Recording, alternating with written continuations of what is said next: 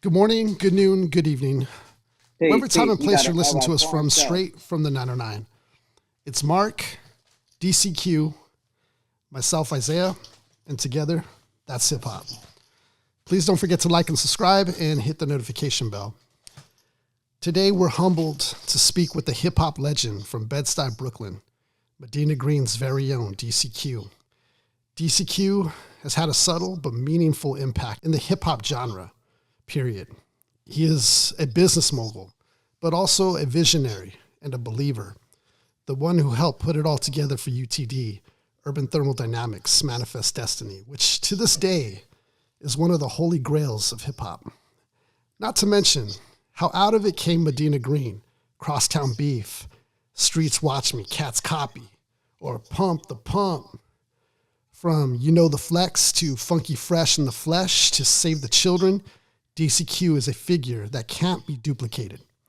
An unsung hero who is forever tied in shaping the sound that was both ahead of its time and deeply rooted in the culture of New York. His brother Yasiin Bey, formerly known as Mos Def, described him as my first partner in hip hop. Medina Green's Never Shy of Ill Son, UTD member Elias Bey, DCQ. Welcome to the show. Sir. Yes, How sir. are, Peace and love. Peace and love. how are you doing? I'm well. Yourself? Yeah, we're not too bad. Doing We're all not too right. You. bad. Thank All you. right. That's what It's I'm a, talking it's about. a, it's a privilege. Privilege and an honor, sir. I appreciate you. Big time. Likewise. Big time. One of our connections, it's crazy. I was telling you when we were talking just how crazy it was because it felt unreal in a way that, we were in contact with you because at first it just seemed just out of reach, out like too far. Like I would have never thought we'd be able to talk with you and be able to talk UTD. And it's super dope. And Wordsworth put us in connection with you. And he shared a story about how one time I think you guys were spitting and he mentioned his alias Wordsworth. And you're like, oh, what? You're Wordsworth? Indeed. Because he went by his middle name or something like that, I think. Right. Yeah. So I don't know from your perspective, like, how was that? Like, Well, to finding touch out. on that, is crazy because I met Words after I moved out of Bedford Stuyvesant into Flatbush. So he was Oh, living in okay. Flatbush at the time, and yeah, we became good friends early in the game, man. Like we were children, you know what I mean? We were Yeah. teenagers still, you know what I mean? Mhm. I'm thinking maybe I'm a freshman, maybe sophomore in high school at that time, maybe wrapping up middle school. You feel me? Junior high school. Like we knew each other like early in the game, and I was a video game head. He was, you know what I mean? We would exchange video games and just chop it up and hang out in the neighborhood. I was cool with his sister, and I actually met Words through his sister at that time. We were just mad cool though, neighborhood friends, and it just so happened her brother was Words. You know what I mean? So yeah. So growing up early in the hip hop space, Yasin, of course, formerly known as Mos Def, he would kind of mention certain names to me, and I would just be fortunate enough to get around these individuals and be like, "Oh, that's you," and then we connect. You understand what I'm saying? And then I would be introducing him to someone that he mentioned to me. That happened a lot. You know what I mean? And I just started really making my rounds, man. Just getting to it, and here we are today. You know what I Yeah. mean? Yeah. Yeah. Me and Mark, ourselves, gamers, from time to time, we'll play, hang time, I NBA mean, Jam. but this was back in like your Sega Genesis era, like Yeah. your Nintendo 64. Like I had all the Yeah. systems. I had all the systems hooked up to one TV. I had all the controller gadgets. If it was the hockey game, we had the wheel. If it was the driving game, we had the steering wheel. Like it was crazy back then. So you know, all the homies in the neighborhood, we would trade up, trade down. You know what I mean? Yeah. Yeah, And words was the homie right there in Flatbush, man. Shout out to Flatbush, man. You know what I mean? yeah. The we want to go ahead and say peace to words too, man. All day, every day, That's a really because good brother. like he Yeah.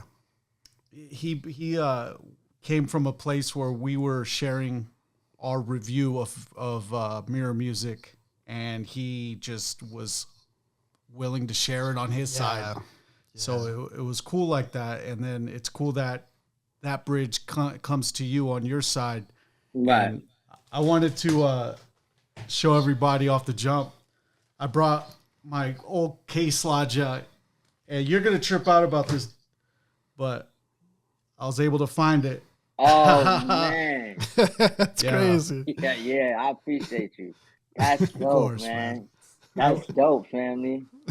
That's dope. Where'd you find it if you don't mind me asking? So over by our like in San Bernardino area in California, there's a mall. A mall at the time had the Virgin Megastore, Mm-hmm. and they were actually had Wow. it on the racks, and Indeed. it was cool to find it because I found it after I found UTD, found the Manifest Destiny joint. It was cool. Mm-hmm. And I found that one in 2005, 2004, whenever the actual re-release was. That's what's up. And it was cool. It was cool because then you descend into all the other joints that surround that album. That then Right, there's right. this lounge. Then you go into the raucous Oh side of man. Indeed, everything, and indeed. you end up going through the slippery slope of some good hip hop, Yeah, man. I appreciate you. Thank you so much, man. of course. So Word. for me, Mark put me onto UTD, and I didn't hear Yasiin Bey until I think early 2000s. I think I was like 13 or 14, and I didn't think to go back and listen to the earlier projects at that time yet. Right. So now later, when Mark puts me on, I'm like blown away It's crazy, right? because Yeah. I'm like mad skills early on in the beginning. I mean, on top of that, you're his brother, on that Indeed. same playing field, spitting bars. Um, I just was going to ask you, like, how did UTD form? Like, how did that begin from your perspective? Oh man. It began we were shorties, man. I mean, coming home every day from elementary school and the first thing we do is turn on video music box. You feel what I'm saying? At that time, of course, we still living in Bedford Stuyvesant, Brooklyn. Shout out to Bed-Stuy, Brooklyn. And Uncle Ralph, Uncle Ralph, the big kid, video music box every day. And that's where it all started, man. Just being inspired by, your Slick Ricks, your EPMDs, you know, your Rakims, your big, you know what I mean? And, as shorties, growing up in Bedford Stuyvesant, of course, we in the house and, we just going back and forth with different ideas. He was always nice though. So just imagine like 10, 11, 12 years old, you just the younger brother and you kind of seeing it. You kind of like on the outside looking in like, damn, son is advanced. Son is a pretty, he a step ahead of the curve a little bit. You know what I mean? Yeah. And as we got older, we would always, make some small talk about, getting on and my mom, she was heavy connected. We were shorties growing up. So we would go on little outings at shorties with like all the pioneers, Grandmaster Flash, Melly Mel. We were shorties around these, these guys, man, but we ain't know that, it was all possible until we got real like I had to be in like my junior, maybe senior year of high school when it really all started manifesting. You know what I mean? But the seed was planted, the inspiration, the vision was there. It was like nothing else that we was gonna do. You feel what I'm saying? And I really like growing up as a shorty, I ain't never really had no aspirations to be an MC. But like I said, you know, you watch Ralph McDaniels, Big Kid, Video Music Box, you just blown away and you inspired. You know what I mean? You know, we used to pop, we used to lock, you know what I mean? Get the cardboard boxes, you know, do our thing. And so it was more like a lifestyle from young. But like I mentioned, junior, senior year of high school, that's when it got real. And I remember we was living downtown Brooklyn, Hoyt and State Street. I think they call that community Gowanus. And we was watching The Box. You call up, you know, you request a video or whatever, and then eventually it comes on, and that common sense, take it easy, was heavy in rotation at that time. And I'm watching this young man. I'm like, damn, son, get busy. And I looked at my brother and I'm like, yo, this is it right here. We really could. This is it. We could do this.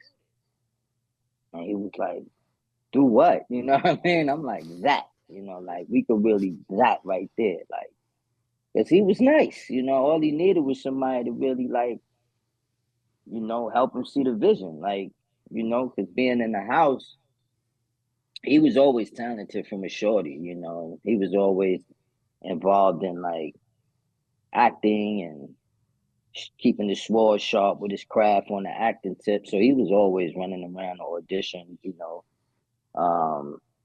he went to a lot of the, you know, schools that, you know, had the resources and networks for one to pursue their, you know, their aspirations and acting and all that. You know, as a shorty growing up, we went to one of the top middle school programs in Brooklyn, Philippa Scholar Middle School. They was really known for like producing top tier talent, you know what I mean? And from there, he went to Julia Richmond High School, which was a program by the name of TU in Julia Richmond out in Midtown in the city. I ended up going there eventually, but he was there a little bit before me, you know what I mean?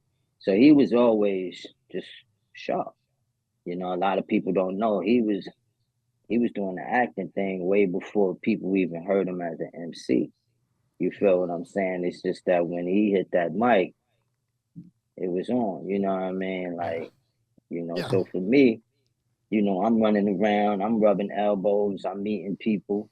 You know, I also went to school with Anthony Marshall. Shout out to Anthony Marshall, Lyricist Lounge. I think was was was Danny in at Richmond. I'm not sure. Maybe Danny Castro went to Richmond also. I gotta, but I for sure know that Anthony Marshall. These are the co-founders of Lyricist Yes. Lounge. Yep. So I actually went to school with Anthony.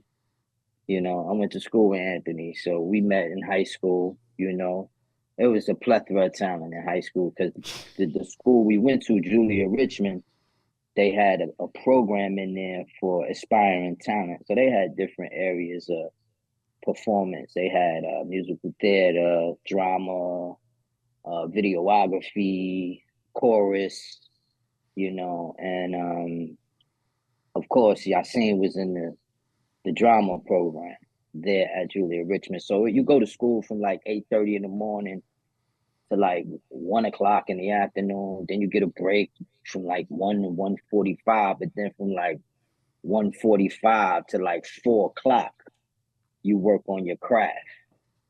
You feel me? Yeah.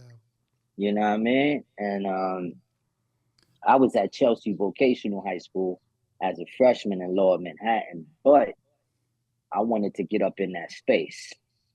And my brother was there, you know, he was the man at that time. So when I went to the school, I didn't even have to audition to get in. You know what I mean? Because he already had the plug, you know, the drama teacher at that time. I just showed up. It's a big auditorium, a plethora of talent in there, ready to compete to, you know, get selected to join these different programs in the talent space. And You know, the drama teacher was like, don't even worry about it, fill this blue card out. We see you when school resumes. It was during the like holiday break period, like going into the new year. So, you know, you get a break from school, holiday, you go back, you know. So that January, I'm in Richmond. I'm in drama.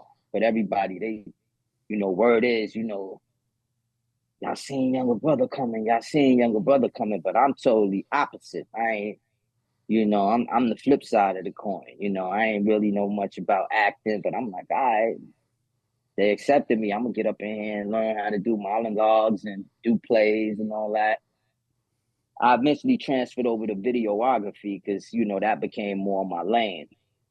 But yeah, I got up in Richmond. He, by that time, he was already like on his way, so he didn't really even, you know, they marked him in present every day, whether he was there or not. You know, that's how much he had it going on, you know, at that time. So, you know, imagine, right, going to school, you in the same class with your brother, but you never see him because, you know, he's so busy taking off, and whether he there or not, they still like present, present, present. You know, that's, he had it like that, you know, and it kind of, you know, I was able to benefit a little bit. You know, I got up in the school, and this is where I met people like Anthony Marshall.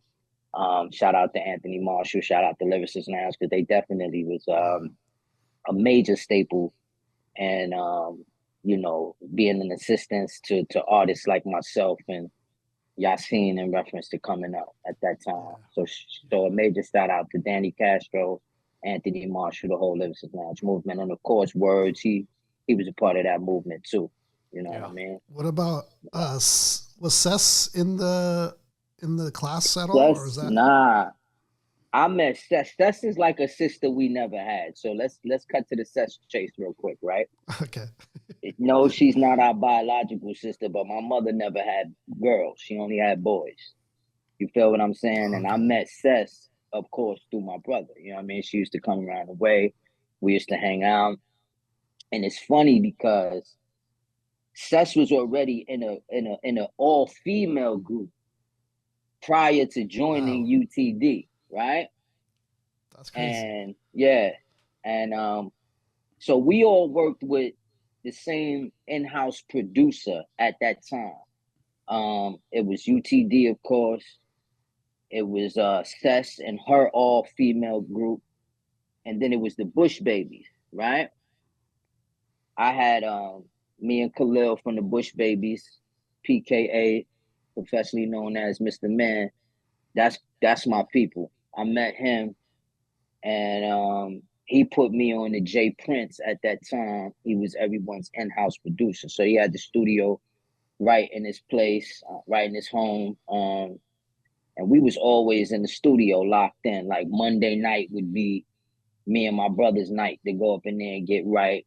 But while we up in there getting right, Bush Babies would come through and support us and hold us down, you know. And Tuesday might have been Bush Baby night, but we all up in there holding them down, you know, inspiring one another and motivating one another. And Wednesday might have been Sess and her all female group night. We up in there, we holding them down, and we just became one big family.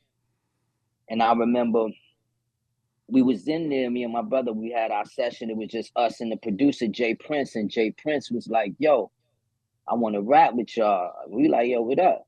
Because it was just me and my brother rapping. It wasn't, we had no third partner in the crew. And he was like, yo, y'all need to put Sess in y'all group. So we like, how? Like, she's already part of the group. We like, how we gonna do that? You know what I mean? And he was like, let me build with her. And sure enough, he rapped with her. He called the meeting. We sat down with her. And she was like, let's do it. You know what I mean? And the idea, of course, was for us to pop and then send the elevator back down. You know, so everybody Got to eat. but everybody at that time was supportive of it. Even her group that featured all females at that time, they supported her. They said, yo, if that's what you want to do, we gonna support you. Y'all get up there, you send that elevator back down. So that was the vibe. I bigger believe picture. I think Bush Babies at that time, they may have been closing on their deal with Warner Brothers, or they might have had some momentum building with Warner at that time before they eventually signed with Warner. So, we kind of had some relationships developing and some networks developing, and we all kind of seeing everything going in the direction we envisioned at that time. You know what I mean? So that's when Sess was introduced to the fold with me and Yasin. And like I mentioned, she was like the sister that my mom's never birthed. So it was like, yo, you our sister. That's how it's gonna play out. You know what I mean? And from there it was on. You know what I mean? It's crazy how there's a lot of things that happen before UTD ends up forming. Whereas like you had Yasin ended up doing the You Take the Kids sitcom for a little bit, the Cosby Show Mysteries. Yeah, then he boom. did he did You Take the Kids with Nell Carter. Yeah. That ran its course, you know what I mean? And then maybe shortly after that he did Cosby Mystery Movies with Bill Cosby. That ran its course, of course. And then from there we go into the UTD thing. But even when he was doing You Take the Kids with Nell Carter and Cosby Mystery Movies, and he was doing a plethora of plays and different off Broadway shows and things like that.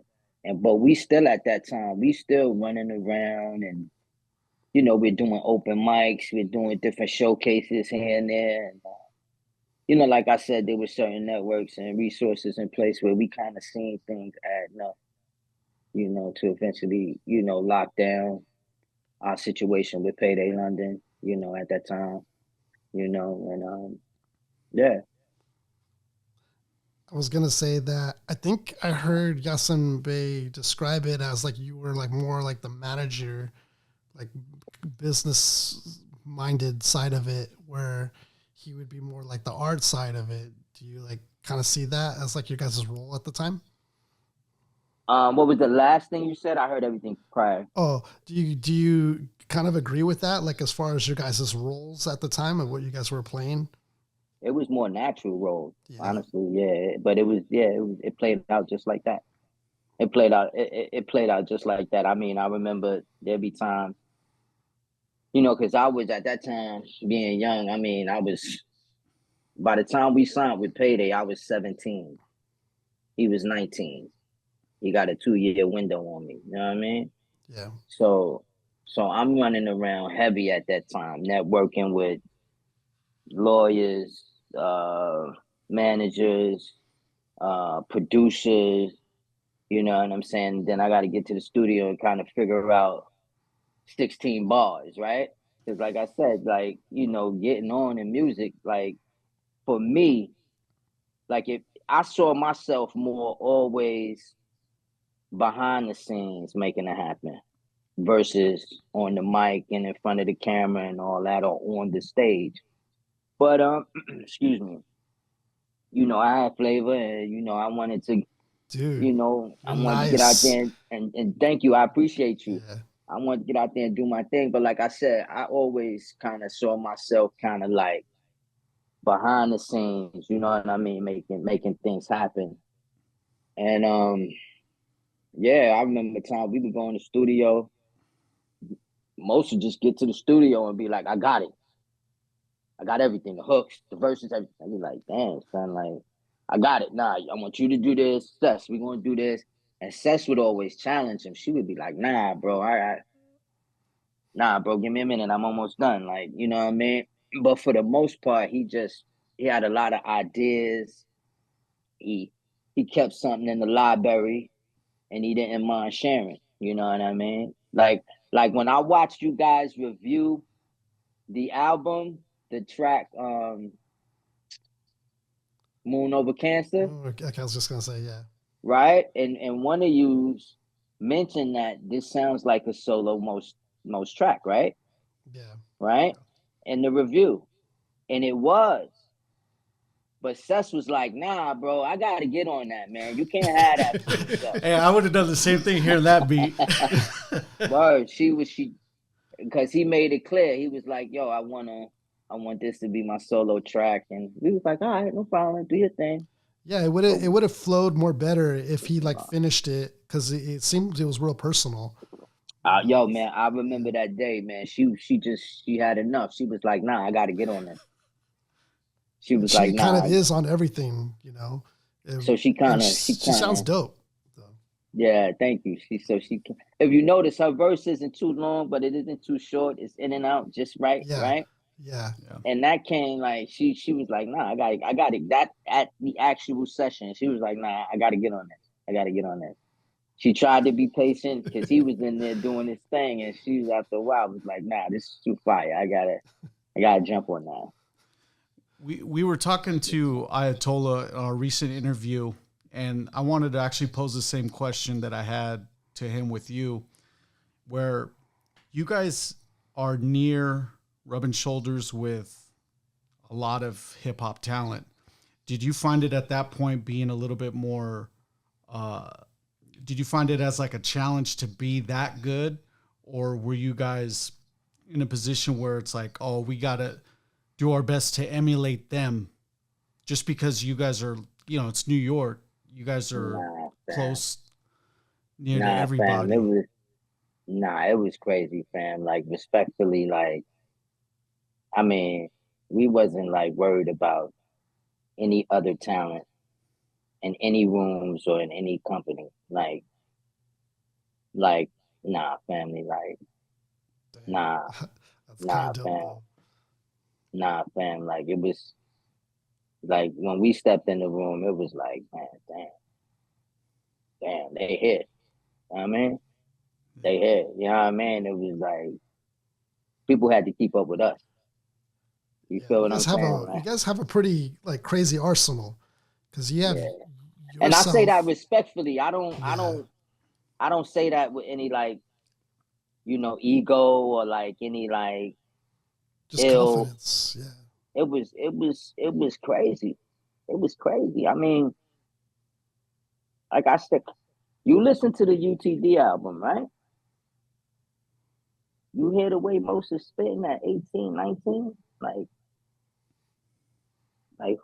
it's different.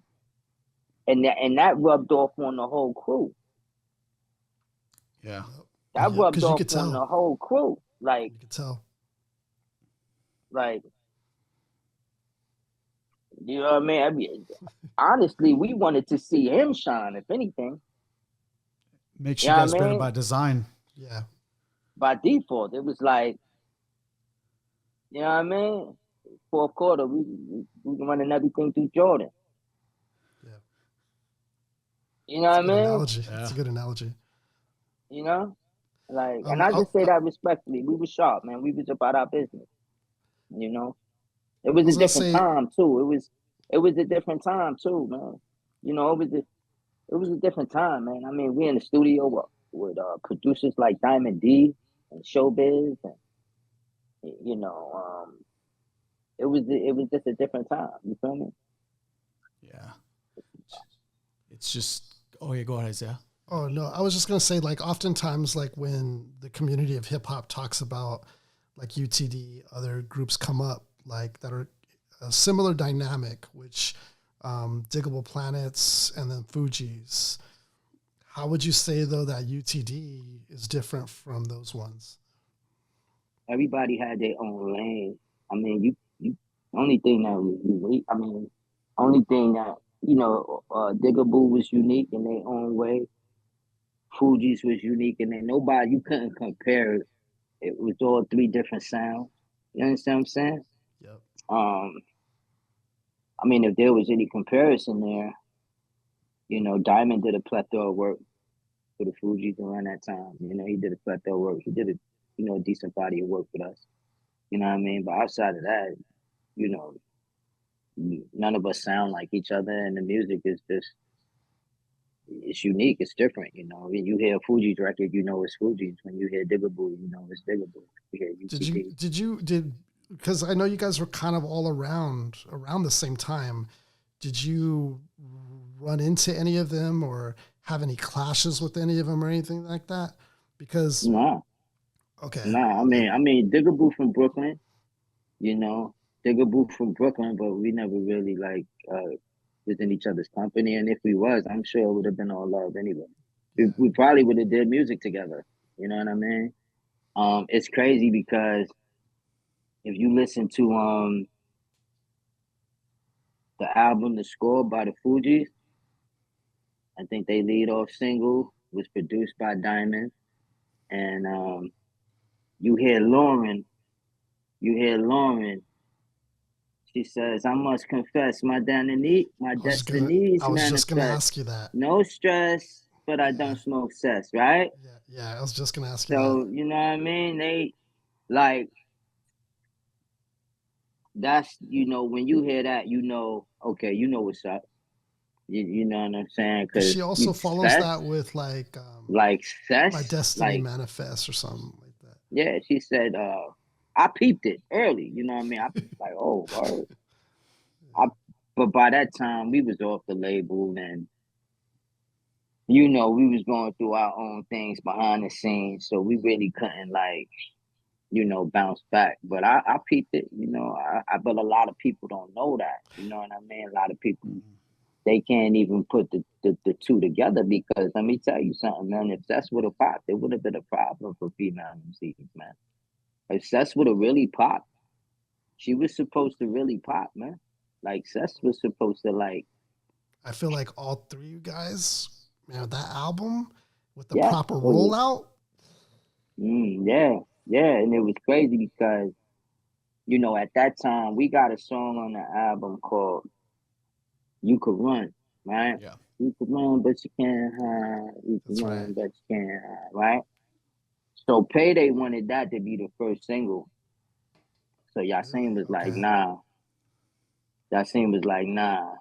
Like, and that's where some of the tension with Payday and us started a little bit, because it's like, how labels go. Like, if you as an artist just follow their lead, they're gonna really cut the check, push the record, you know, do what they gotta do. But Yasin was like, nah, man, we can do that for the B side, let Manifest Destiny be the A side. So they didn't really give us no pushback, but when we released Manifest Destiny, they never really pushed it. You know what I mean? They never really got behind it. And that's when Yasin sat down with me and Seth, and he was like, "Yo, man, we could take a step back in this situation, so we could move forward in some other areas." You know what I'm saying? Mhm. And we got with him. We was like, "Yo, bro, that's what you want to do. All right, we gonna do that then." You know what I mean? But he was young. You know what I'm saying? He was young at that time. You know what I mean? Whereas, like, who walks away from a deal, right? It wasn't like they dropped us. It wasn't like, we kind of requested a release. We asked for a release, and we thought there was going to be some pushback, and they honored the release. So once they honored the release, now we back to the drawing board. We free agents again. We Mhm. you understand what I'm saying? But by this time, Yasin is already taking off in the acting space a little bit, right? So he's not really accessible no more like that. You know what I mean? Sess is trying to figure it out, because I'm showing the back of her head. She's like, damn, I was in a all female group working Mhm. on some things. I take a step back from that to get with this, and then this don't take off, and now son taking off with the acting, and what we doing? You know what I mean? Mhm. So it was a lot, man. It was a lot behind the scenes that a lot of people don't know. That kind of like over time now you got and like I said, he was so young, man. Like 18, 19 years old. And I was the one more on the business tip.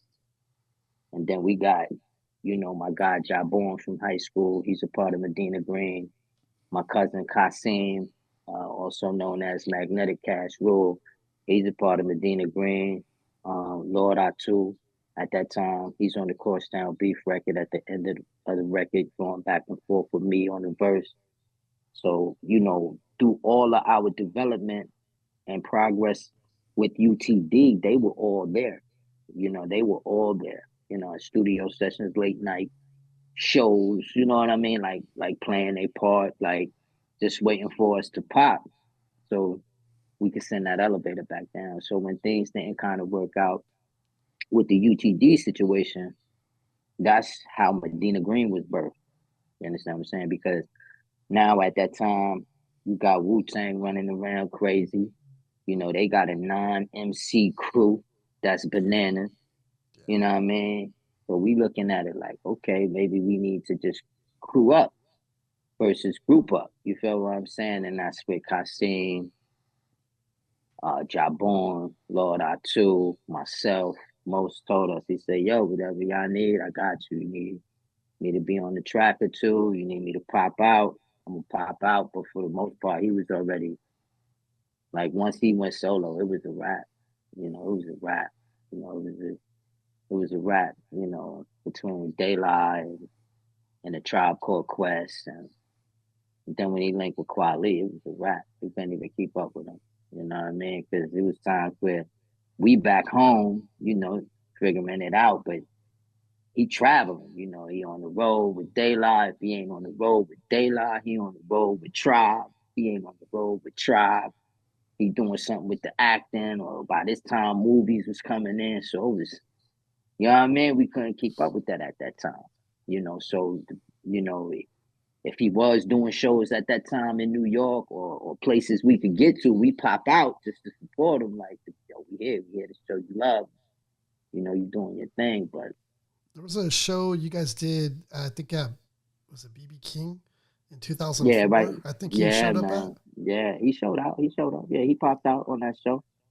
You know what I mean? That was a He dope popped performance out. too. I think DJ No did like a NOE, behind that's the my guy. scenes. That's my guy. You want me to tell you how I met NOE? Yeah. Yo, me and NOE used to work at Virgin Megastore in Times Square, That's a right? dope start. Yeah. And what was crazy is, right? You see that CD you just showed me earlier, Mark? Yeah. That that became my full-time job and gave me an opportunity to leave Virgin Megastore before they closed down, because it was crazy. I was working at Virgin Megastore right there in Times Square, but I was also selling my CDs directly to the music outlet. So at that time we had Beat Street, Tommy, Tommy, Tommy Records, um, um, Virgin Megastore, Sandbox Automatic. They was like one of the first online distributors. Fat Beats. But what I would do is I would press the CDs up right out the crib, and I would run around to every store, B Street, Fat Beats, um, Sandbox Automatic, and I would leave about 15, 20 copies at each store. They give me an invoice. You know, I drop a pack off on Monday. I call on the Wednesday. I call on the Thursday. They let me know, oh, you got 3 left. You know, I'll call back that Thursday, that Friday, or another week will roll over. I'll call, yo, your CD sold out. You can come get cashed out. Bring us another batch. So that's how I would play it. But I did that with all the retailers, and that helped me land a distribution deal. So by the time I landed the distribution deal, that's when we was able to produce on the mass, on a larger scale. And one day I'm at Virgin Megastore working, and my CDs came through, and I was working in the hip hop section, and you know, right there, everybody else CDs is up, and mine was right there. So it made me feel real good. And NOE, he used to do loss preventions. He was like, you know, loss preventions at the job. So he got to walk around and in his down gear and, you know, big dude, you know what I mean? And, you know, he was head of loss prevention. So at night when we check out for our shift, of course, we gotta, you know, you get your bag searched and all that. You going through, you know, security clearance and all that. So he be right there, but he was a DJ, right? Mm-hmm. So, you know, every night I'm getting checked out, you know, he checking the bags and all that. And he told me, he said, yo, I'm a DJ, man. I'm trying to get on. And he gave me his CD, right? He gave me a CD, right? So I look at the CD, the credits is in the CD. He got Crosstown Beef on his CD, right? But he don't know. He don't know I'm DCQ Goes cross from town Medina people. Green, right? Oh, how peculiar. Yeah, Cross town because I think, because like I said, I was working at Virgin Mega Store, but I'm still, making my rounds when I'm not on the clock, right? So I think I told him, I said, yo, I'm doing a show, man. I want you to pop out, man, see me rock out. He was like, yo, I'm a DJ, man. I do my thing. I'm trying to get on. Yo, let me get you one of my CDs. So he go in his bag. He give me one of his CDs. So, back in the day, one of the first things we do when we get a CD, we check the credits, right? And that's what I did. I'm checking the credit. Oh, who he got on here? Because he was a blend DJ, right? He was a blend DJ, right? So he would take like the vocals and mix them over different beats and all that, right? So I'm looking at the credits. It said Medina Green, Crosstown Beef. So I told him, I said, yo, you know whose song is that right there, right? He said, nah, but yo, that song is fire. I said, yo, that's me. Right? He said, nah, that ain't you. And I said, all right, watch. And sure enough, it was me. So me and him clicked. So and he started DJing for us. That's dope. He started because I needed a DJ at that time. You know what I mean? When I first got started in the game, DJ Big Jeff from the Bronx was holding us down. He ended up moving on to blow up and do some big things with Little Kim and things like that. But he was like one of the first DJs to hold us down, like early in our UTD space. And when I was working at Virgin Mega Store, it was more up in the Medina Green space. And So we started running around with us and all that. That's my guy, man. so I probably got that copy post distribution.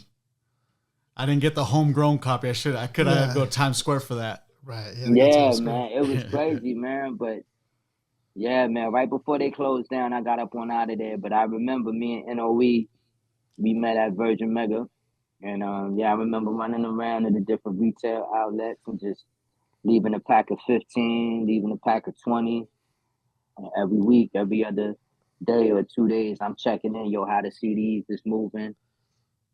And you do that with a different number of stores, and then the buzz start creating a life of its own. And then I was able to sit down with, different small distributors and kind of, make some things happen. So for me, I was kind of like I mentioned earlier, like behind the scenes, learning the ropes. At that time, the deal with Payday didn't really pan out the way we thought it would. Then we transitioned into Medina Green, where everybody eat now, more of a crew situation, versus waiting for an artist or a group to pop and then send the elevator back down type situation. We kind of just like crewed up.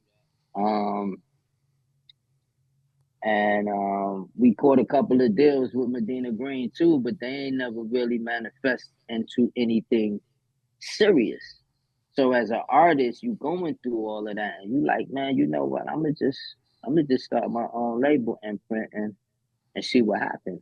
And starting a label imprint in New York City around that time wasn't really what everybody was doing, because you growing up in New York, you got labels you could run down on, you got open mics you could do, you got attorneys you could connect with, you got A&Rs you can connect with, because everything is right there. It's New York City, whereas boys from out of New York City, they getting it out the trunk. You know what I'm saying? They rolling up to different, the barbershops, the hair salons, they popping the trunk and they getting to it. So the That's what Too independence, Short was doing.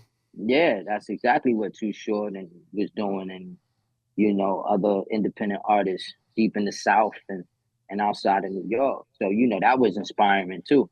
You know what I'm saying? And that's kind of where I said, you know what, we're not going to take no more deals. I'm tired of taking deals and they don't pan out. I think we did a 12-inch with Tommy Boy Records at the time. I don't know if you're familiar with that 12-inch. I see. I'm not familiar with on that one. Yeah, you can Google Medina Green IC. Shout out to Self Scientific. Self Scientific was on the flip side of that record. It was just a 12-inch release. And then Mammoth Records, which was distributed through Hollywood, we caught a deal with them. So we was working on a full length album with them, and then Hollywood dropped them. You know, Hollywood dropped the whole label. So once the whole label got dropped, we was right back at the drum board. So I was like, enough is enough, man.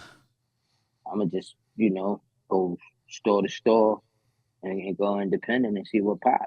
You know what I mean? Yeah. So yeah, but through it all, now you getting older now, right? Right. So your responsibility is kicking in, life is happening. You know what I'm saying? Mhm. And and it really wasn't nobody I took Corey Smith was managing us at that time. Shout out to Corey Smith. Um, I did a little roadie work with De La Soul for a little bit. Prior to that, I was running around with YZ for a little bit. So I was getting my feet wet, going on the road, holding down other artists and things like that, but nothing really like came from it where, it would have been, you know, um, substantial, because like I said, life is happening.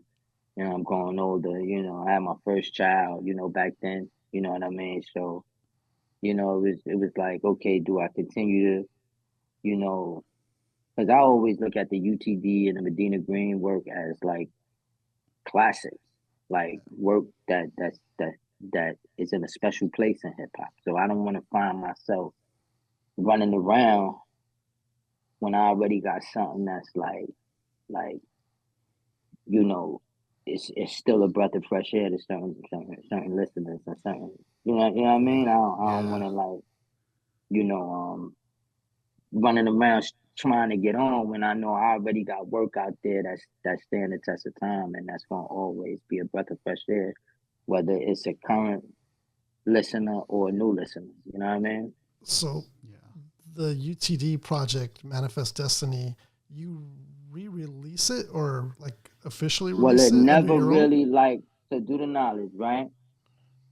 When we got the release off of Payday, I really couldn't do nothing with it because it's Payday's masters. You know what I mean?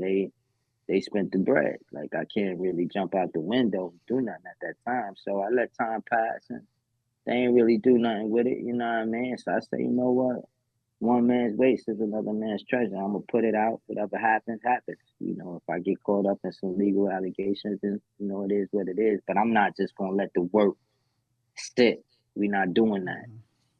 You feel what I'm saying? We're not doing that. And I put it out, and I didn't put out large numbers. You know what I mean? But it got out. You know what I'm saying? Yeah. We put it out via studio distribution. And at that time, the internet was nowhere where it's at right now. You know what I mean? Yeah. So this was like way before streaming and digital MP3s and, physical copies still meant something. You know what I'm saying? So we did some physical copies and like markets that we knew it would do well. I think Um, Mark picked that up as well. Well, I'm oh yeah. sorry, say that So again. yeah. So when I initially got my copy, it was like 2004, 2005. But Yeah, yeah, even yeah. even catching wind of it, I knew you guys had that project, but there was no physical media to it. It was kind of like a tall tale of some sorts. You had to be in the know. But what was Yeah. crazy is Payday. Well, not so much Payday, but the gentleman that owned the label, he put it out overseas without us knowing. You know what I mean? Um, and I found out, of course. You Yeah. know what I mean? And because of course he gonna do what he gotta do to make his bread back or to make something back on it. You know what I mean? And at that time, the internet was not around when this was way. So we did UTD in the mid to late '90s. So you know, if you own a record label and you know you got different networks and relationships, you could white label the project. You can make a couple of dollars and it can stay quiet. You know what I mean? But our management at that time hit me up and was like, "Yo, Patrick, put the record out. Me and him talk. I got a little something for you, your brother, and your sister." And everybody was able to eat a little bit. You know what I mean? And Yeah. like you mentioned, back in 2024, '06, 2024 through '06. I was just doing small little physical copies in different markets here and there. And then just recently, I was able to release the digital through HHB. So Yeah, shout out to because HHB. getting And my copy, I can't with knew me I on that. I had to get mine through when Amazon was OG, and I was able to get mine through Amazon. It was a trip. I still remember it. I had my English professor had the internet on his computer, and I was like, "Yo, you gotta get me this." He's like, "What is it?" I was like, "Don't worry about it. Just Don't give me worry that about it. copy." Like, yeah, man. Because it was like Yeah, man. it was like it's everybody's rookie card. It's like Moses' rookie card, your guys' rookie card, and then we hear I like the Cess way you too. flip that. I like that. I You like the way know, you flip that. Yeah, that's the rookie card right there. And I ain't want to really I got a growing family. At that time, most took off. He's doing his thing. Sess is really like, you could tell, like she want to do some things, but she don't really know if she could trust it. Like getting her to pop out. Like when we did the BBQ thing, I was so thankful and grateful because I know mentally she at that time after what I'm saying, the situation with UTD ain't work. I know she was just like, what? Like it took a lot out of her, you know what I'm saying, to kind of trust anything else moving forward. You know what I mean? Yeah, And she makes kind of just sense. went low. She just kind of went low. Even still to this day, she's low. Like we kick it from time to time, but it ain't really like, yo, it's good. Let's get right. Or I'm working on some things. It was like you could tell it affected her big time. You know what I'm saying? You know. I was gonna ask you just if you could talk a little bit about the production because you mentioned Diamond D's on this, Yeah. Jay Prince, and I think Well, there was some other upper. I don't think, not to cut your wisdom, Go ahead. I don't think Jay Prince got anything on the YouTube. Jay Prince did Okay. our demo. Jay Prince did our demo that got us the deal. Mm, And there's no songs on the album. None of the demo songs is on the album. That's what's crazy. yeah, that's kind of crazy. We did four songs on the demo, all produced by Jay Prince. We had a feature with the Bush Babies on one of the songs out of the four. What's crazy is I can't even find the demo now. If anybody finds that demo within four songs that got us the deal, they got some magic right there. That's kind of crazy though. Yeah. That none of them are on And the then we actual did a album. song with Backspin. Shout out Oh, to Backspin. We vibe did a song with chemistry. Backspin. Okay. Backspin. At that time in the early '90s and mid '90s, he was doing a lot of work for Buster. I think Bax and Buster are cousins.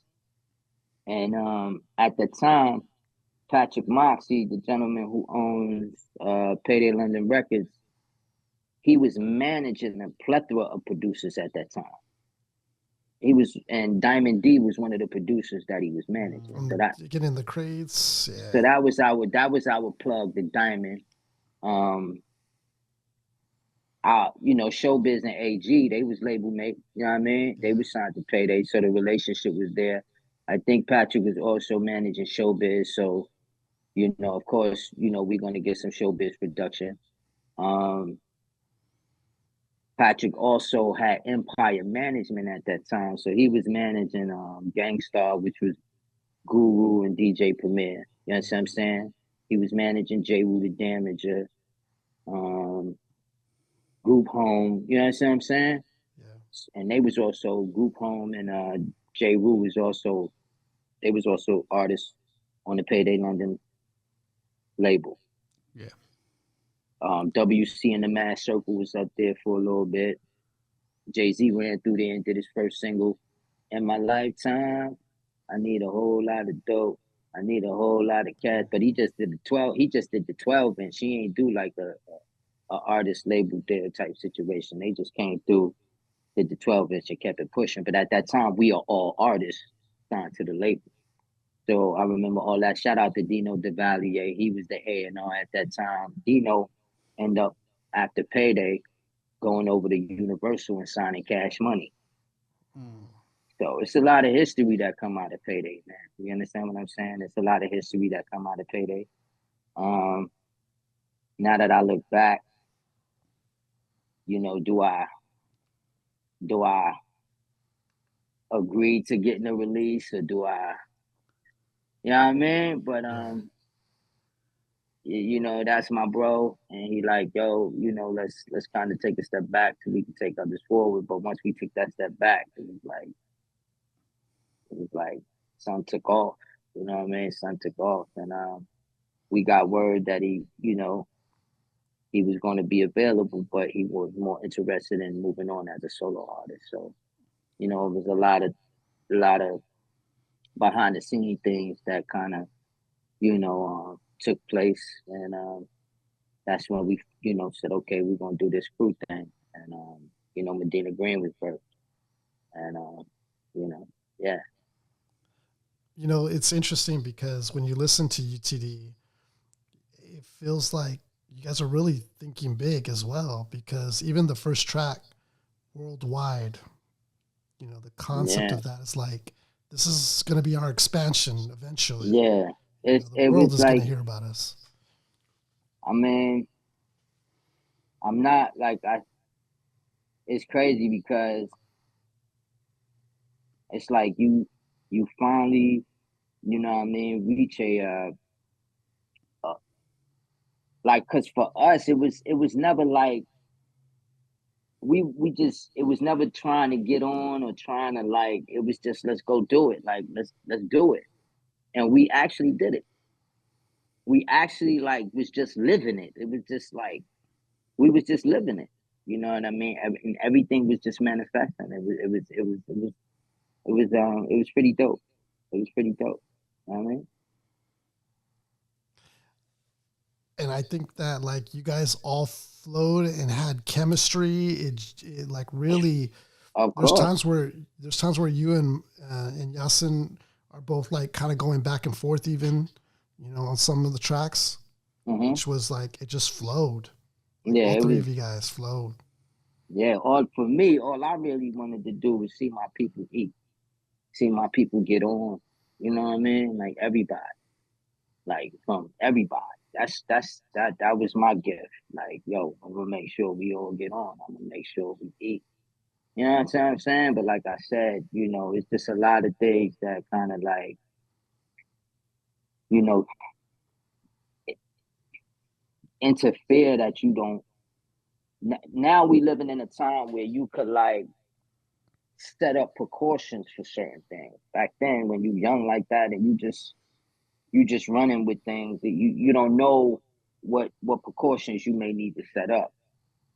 So sometimes things may just fall through the slip of your hands because you're not prepared. Yeah. You know what I mean? I remember touring with Daylight. Like I was like out there with them heavy, and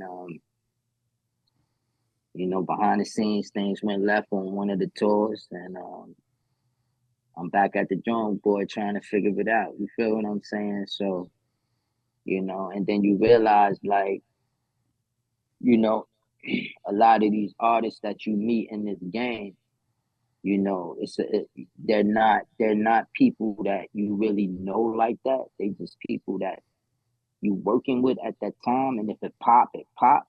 But if it don't pop and you ain't got no precautions set up, you really on your own. You feel what I'm saying? So me being young, my time being spread it out, and like I said, all I wanted to do is make sure my people ate, my people got on. You know what I'm saying? Like it was because I'm sure I would have probably went on to do different things in my life anyway, which eventually I went on to do. And do I still write? Do I still, got something in the oven? Do I still got something in the library? Of course, but again, I don't really want to like, like even with the Save the Children with Ayatollah, that was organic. Like that wasn't like he called me one day, like, yo, Q, I got something for you. Come to the studio. I'm like, all right, that's what's up. He played the Save the Children. He turned the mic on. I laid it and left. Yeah, I heard the hook. He sampled the Marvin Gaye. I said, all right, let's get it. I wrote it right there, standing in front of the microphone. I ain't need to pull out a pen. I ain't need to pull out a paper. None of that. You know what I mean? And then he was like, "Yo, Q, you really need to like." I get that a lot too. All my good people, they call me, "Yo, Q, I'm gonna send you some beats. Let's try to make something happen." But life be life, and then my time is spread. You know what I mean? So you know, inshallah, God willing, you know what I mean. I got another project or two up under me before it's all said and done. But I like the space that I'm in. You know what I mean? That we're in. You know, it's you know, the people appreciate it. You know what I'm saying? And it lets me know my work is you know, my work is not done. But if I don't work again, I'm good. You Yeah. know what I mean? Yeah. There's a You know what lot I'm that goes saying? into projects, and it takes time writing, and it has to come from, from the heart. I feel And like. then you know we living in this digital space right now where I mean you can't eat. You can't eat off of the digital. Like you know, the streams True. are not. They're Yeah. not Those paying enough. streams, Yeah. the way they're set up. you Yeah. And you then you you have to know. find some sort of connection towards social media to like magnify it. And that's Yeah, not, yeah, to me, that's never been part of the artistry. yeah. So I mean, like, and like to organically like today, who was it? The hip hop monster, THAHIPHOPMONSTA, the hip hop monster posted the I think yesterday was like the 19th anniversary of Funky Fresh in the Flesh and More. And they just shared it on their reel on Instagram, tagged me in it, shared it to their story, the whole nine. So it's things like that that let me know, all right, cool, that's what's up. You know what I mean? So, you know, I'm in a good space, man. You know, 19, 20 plus years later, people are still like appreciative of the work we put in back then. Is it a large body of work? No, it's not too large, but it's enough, you know, to let people know, oh nah, they if they would have popped, it would have been a problem. You know, like it would have been a problem. Like Dude, one I of my say that favorites is respectfully. Cat's Copy. One of my favorites, man. I I appreciate you. just, Thank you so Yeah. yeah, much. yeah, I Yeah, I love the music appreciate video you. as well you put to that. Yeah, And I even just on think the that, hook was like catchy. that was crazy because most just happened to be around when I was shooting the video. I think I was shooting the video. I went to the barber shop. They was like, "Yo, your brother done the block, son." I was like, "Oh, word, say no more, yo. What's good? Yo, we shooting real quick. Yo, I posted up, got in the video. You know what I mean? Like, Literally just right down the street. Like, hey, You're word. able to That's how find it them. happened. That's how it happened. We did the track. Yo, yo, yo, yo, yo, yo, yeah, yo, that one's yo, yo, also yo, another yo, yo. legendary That was track. yo, That one and yo. Let me pops. and yo. Let me tell you, man. Magnetic, Mhm. Kash Rule, Kasim, phenomenal MC family. Phenomenal, phenomenal family.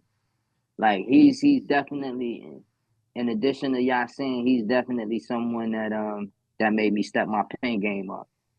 Cause I remember, you know, cause it was us three, like that's our cousin. You know, it was us three as shorties, really. Yeah, You know, Kasim wasn't in UTD, but he was always there with us as shorties. You know what I'm saying? Always. And you know, Yasin be doing his thing. I go outside. You know, I link up with Kasim. You know, we work summer youth jobs together. We get paid our first couple of checks. We be the ones investing in turntables and instrumentals and, you know, going back to the crib and practicing and you know, investing in, you know, different albums from different artists just to kind of like see, catch flavor, catch a wave. You feel what I'm saying? Like catch a spark. And I remember when we was doing our thing as UTD, he would just be in the back, just like soaking up game. And he went from like I remember when I first started like after the UTD situation and we started really like getting this Medina Green thing down, he would struggle when he went in the booth. He would struggle early.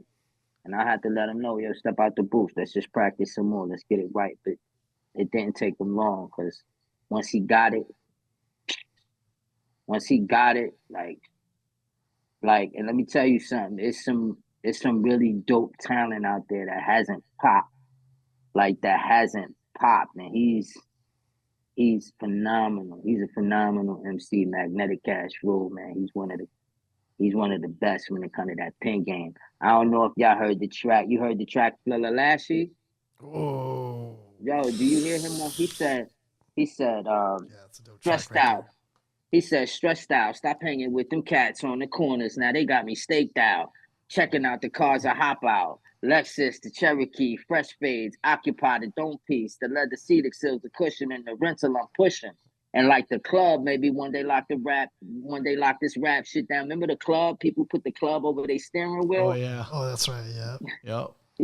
He said, and like the club, maybe one day lock this rap shit down.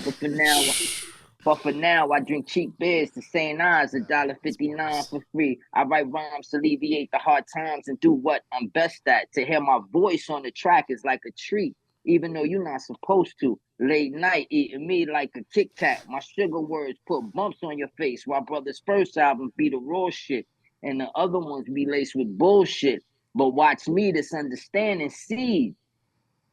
People don't know what an understanding seed is, right? If I ask you what an understanding seed is, what would you tell me, Mark? Oh man, you're gonna have to put me on game. I could back then, we grew up 5%. So we was on our God body heavy. So the understanding seed represent the light-skinned brothers. So he said, watch me, this understanding seed. He's light-skinned. Mm. So he said, this understanding seed who like to snatch words like what he said. He said, stressed out, stop hanging with them cats on the corner. Now they got me staked out. Checking out the cars I hop out. Lexus, the Cherokee, fresh fades, occupy the dome piece, the leather seat, the silk, the cushion, and the rental I'm pushing. And like the club, maybe one day lock this rap shit down. But for now, I drink cheap beers to say Nas $1.59 for free. I write rhymes to alleviate the hard times and do what I'm best at. To hear my voice on the track is like a treat, even though you're not supposed to. Late night eating me like a Kit Kat. My sugar words put bumps on your face, while brothers' first albums be the raw shit, and the second one be laced with bullshit. But watch me, this understanding seed who like to snatch shows and ice skate. It must be the currency they ascertain that makes them forget about the days when they was broke and used to feel pain. The back of my Timbs is run down like criminals' names on the precinct. Ain't a white man on the street innocent. Though it's my duty to teach civilization to Haitians, to Jamaicans, to cavemen, down to children, to them brothers. Like he was just like he was crazy. Like he was crazy with it. Like he was crazy with it. Like when he caught Spark, it was crazy. Like it was crazy. Like That he would come in. description of the car. Yeah, when he said That's crazy description the right leather there. the leather seat, the cushion in the rental I'm pushing. Like what? And like the club, maybe one day like this rap shit. Like he was bananas with it. Like he was crazy. Like he I was got crazy. I got to time travel, be a fly on the wall, and catch you guys in the ciphers, man. How live was the Man. ciphers back then? Yo, you want to know something? I was never really a cipher dude like that, man. Like I was more about business. Yo, I got a squad. Yo, I got a brother. Yo, I need a beat. Yo, we need to be on that show. I Putting it come all home. together. I let them know, yo, I picked up some beats. I come home, I let them know, yo, I got us on this gig. We got a gig coming up. Yo, I met this artist. Yo, they want to lock in. Yo, I met a lawyer. Yo, I met a manager. Yo, we got a meeting. Yo. That's huge too. Yeah. So they looking at me like, damn, son, you really getting to it. You know what I mean? So like ciphers really wasn't my thing. Like, did I entertain some ciphers? Of course, because when you out there, and you in the circle, you gonna get called out. You gonna get do yo.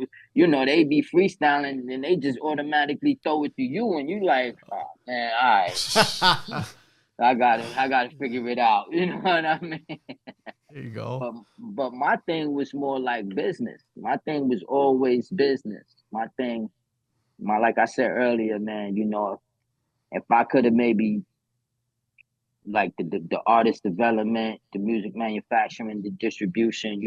Those was my lane. Maybe it could have parlayed into me kind of like maybe locking down a top A&R position somewhere and like going back through the neighborhood and just finding the next great talent. Like even Ali Shine. I'm not sure if y'all familiar with Ali Shine, but he's on the plethora of the Medina Green work. Like another one. Like he's another one from out of Fort Greene, Brooklyn. Like the community Clinton Hills more so. Like, but he's another one. Like phenomenal MC. Phenomenal young MC. And when I met him, You guys I was actually have like, him on the first track, I think, on the Medina Green. It's like introducing Ali Shine, I think it's yeah, titled. introducing Ali Shine, man. Like that was because I was really taking steps to build a label imprint because I needed my people to always have a home. All that shopping for a record deal and then the record deals doesn't really manifest into anything. I'm like, yo, we not doing that no more. I need y'all to have a home. Y'all are really talented. Y'all really need to be like people need to. If you think that dude is nice, then wait till you get a load of what I got access to. That's how I'm looking at the whole industry. I'm looking at the whole game. Like, if y'all think these dudes is nice, so I needed to like, you know, create a platform where my people ain't got to worry about how they records heard, how they gonna build an audience, and that was my vision. You understand what I'm saying? That was my vision. You know what I Ahead mean? of its time. Ahead of its time. Like yeah, like with Ali, like we got this song I did with him called How Many Times. I remember when I went to the studio because I remember when I went to the studio to do How Many Times. I used to just drive up to the hood and just jump out the whip and be like, "Yo, where Ali?" They be like, "Yo, he in the building." I go in the building. He might be, doing what he do. You know what I mean? What they doing in there? Yo, son, let's go. Yo, go in the studio. Come on. Yo, what you mean? Yo, come on, let's go, man. We out. I just snatch him up real quick, take him to the studio, throw the beat on.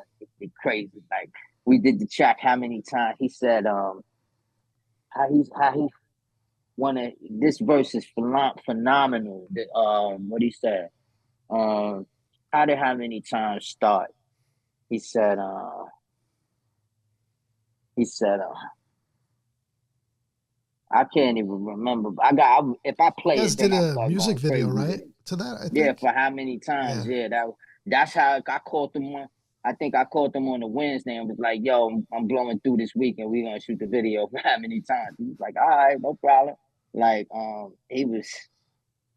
he said, "My money is funny, my tummy is hungry. I should have never slept with honeys, running with dummies. I should have stayed in school, played it cool. Would have never made the news, made you dudes. I should have listened to moms, getting a job. I wouldn't be ripping with bras, different Menage.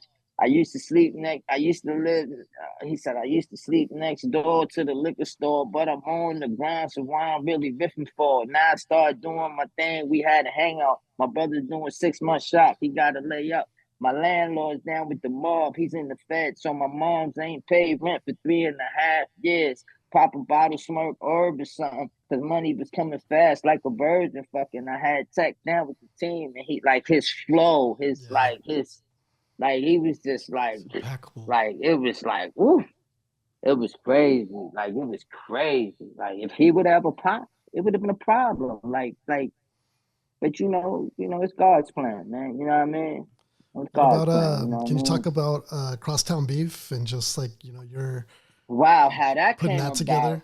All right, so due to knowledge, right? I met I used to live in Clinton Hill for a period of time. Cause I grew up like outside of music and all that. I grew up playing ball a lot. Like I used to be in like the parks, just getting it in. You know what I mean?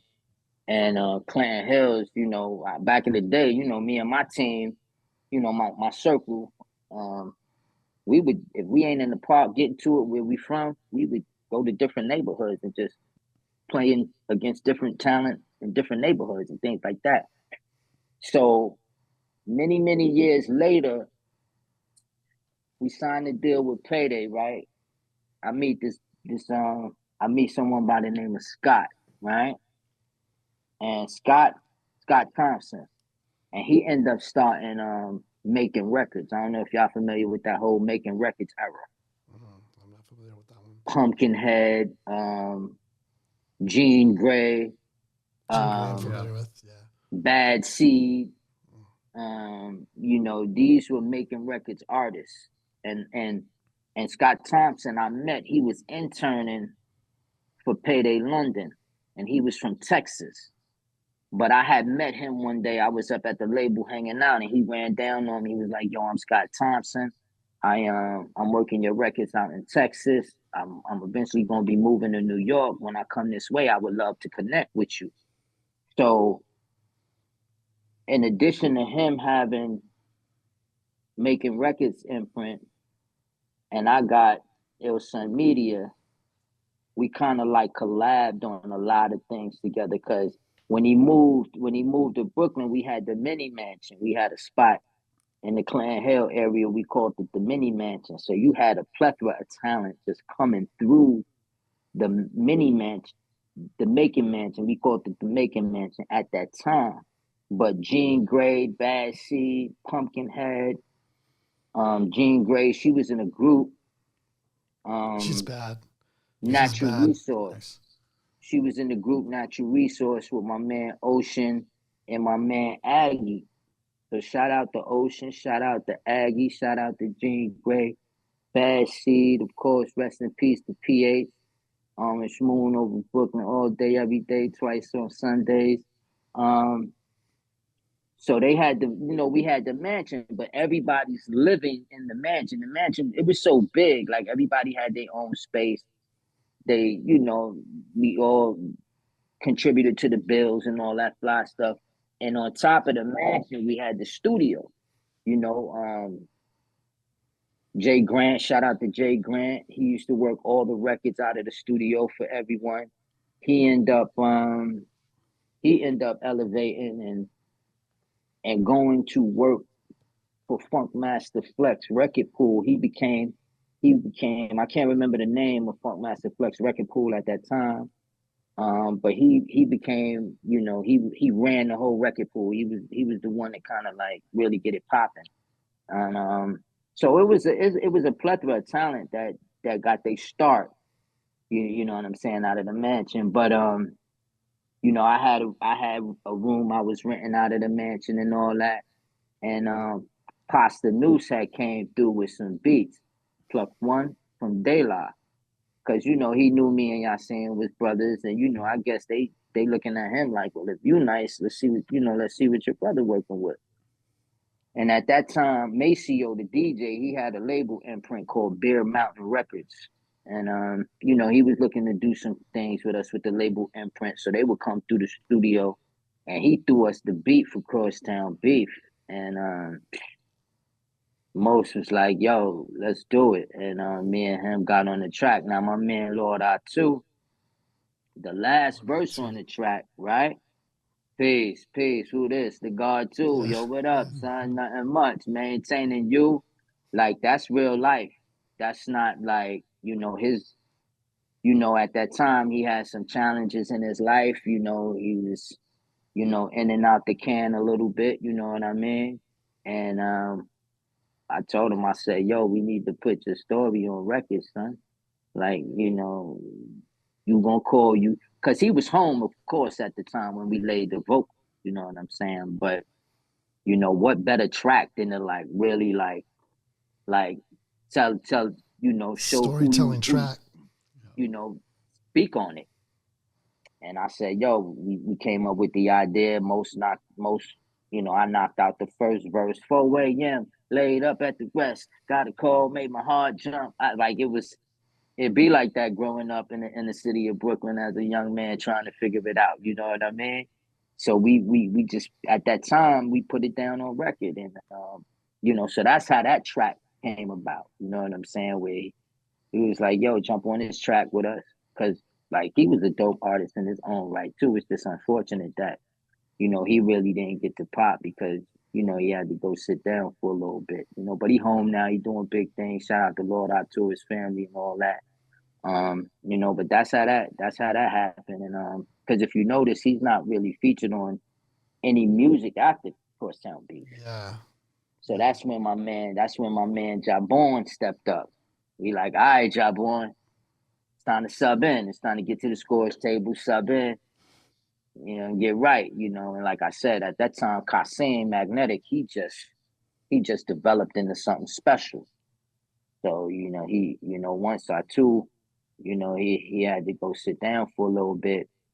Jah-Born stepped in and he held it down, man. And it was me, Kasim, and Jah-Born, what I mean? And we was running around.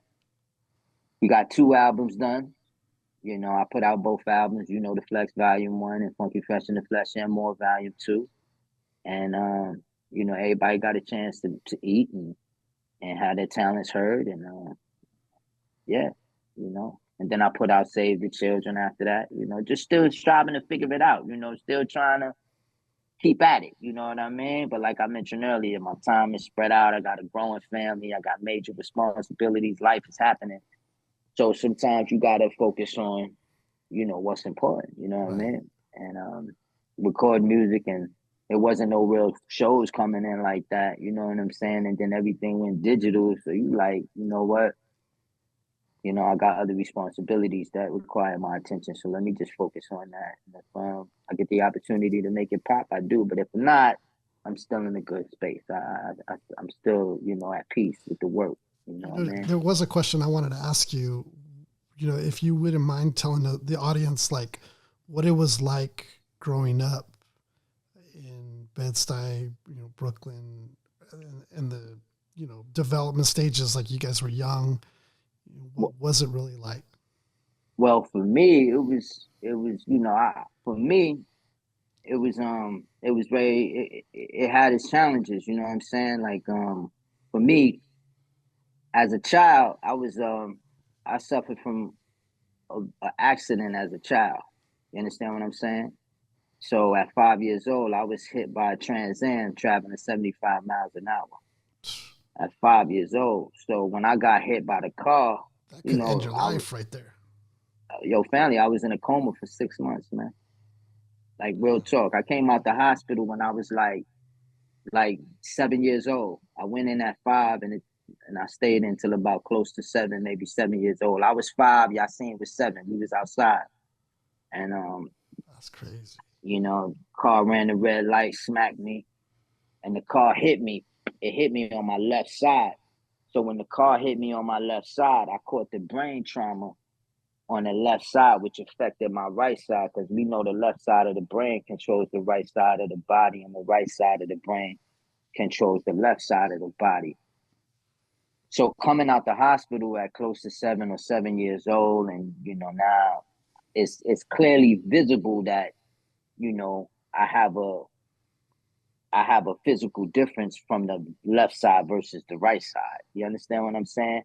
So just going outside and being active with things, just the children in the neighborhood was active, but I had to earn everything, because you want to play ball, you got to I had to take everything I earned, you know what I'm saying? Because nobody was giving me anything, you know what I'm saying? So growing up, with a disability that I wasn't born with is one of the most difficult challenges that one could ever embrace. You know what I mean? And I had to go out there and let people know, nah, I can participate. Don't think because my arm or my leg is,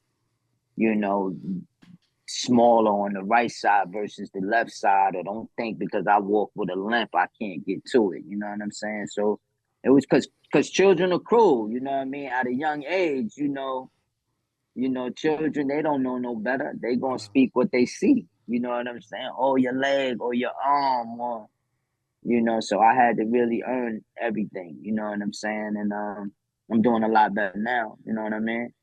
Alhamdulillah, my grandmother, she always told me that I'm here for a reason, so growing up was very challenging, especially in Bedford-Stuyvesant, because it wasn't a walk in the park, you know what I'm saying? And then when I moved to Flatbush, that wasn't that wasn't, that wasn't no walk in the park either. You know what I mean? I mean, we Yeah. start climbing that ladder to a better quality of life over time. But nah, I mean, but I had a good childhood. I had a loving grandmother. You know what I mean? I had a loving mother. You know what I mean? Your Loving family's pretty cousins big, and no? Like, how many yeah, siblings are there? Is there like, I was hearing like the number 12 or something, but I don't know if that's accurate.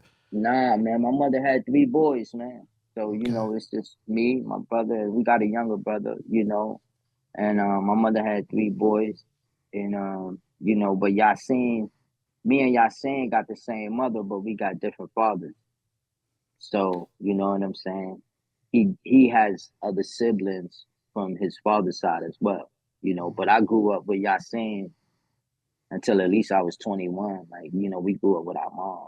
You know what I'm saying? We lived with our Yeah. mom all our life. You know what I'm saying? Right. And, at least until I was at least 21, he was on set, regular, you know what I mean? Every day Right. with me, you know what I mean?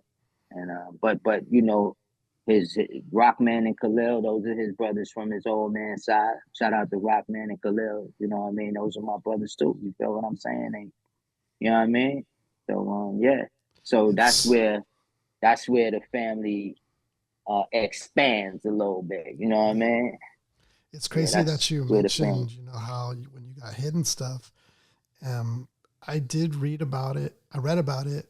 I think Yasin talked about it in a Rolling Stone interview, somewhere Right, in right. 2016, and he was Hmm. talking about his grandmother, his maternal grandmother, saying that she was like a hero of his. Yeah, Um, and then I yeah. think the paternal grandfather, like was like a preacher or something like that. That's from his old man side of the family, right? Okay. And then he mentioned Hmm. you as being like early three heroes because he saw like how you really like pushed through all that and like recovered, like you were just relentless. And Yeah, that was dope because that was him reflecting on that later, kind of more recent, which I thought was really dope. Like how, yeah. that's made such an impression, you coming out of that and being that and being who you are today, which is sick. So, yeah, peace to you, man. That, I appreciate you. yeah, I mean, through surgeries, through major therapy sessions, and you know, um, learning how to get certain nerves working again. You know what I'm saying? Like I mentioned, growing up with a physical challenge that you wasn't born with, it could make you or break you. You know what I'm saying? So, I never gave up on myself, and yeah, you know what I mean. I'm grateful to be here. Like I mentioned, my grandmother, she always told me you here for a reason. And I just look to honor that, you know what I'm saying? So like I said, I seen something in all my guys that I had the opportunity to grow up with and come up with. And my gift to them was just helping them get in a space where they can have a platform to shine and express their talents. You know what I mean? now I want to get You know. into some music. I got YouTube up. I want to play some of the joints on UTD and just like listen to it with you and just see if there's things that maybe we're missing that you could help fill us in on. Is that cool? Okay. Yeah, why not? All right, let me go ahead and I might share my screen here. Share screen and desktop one.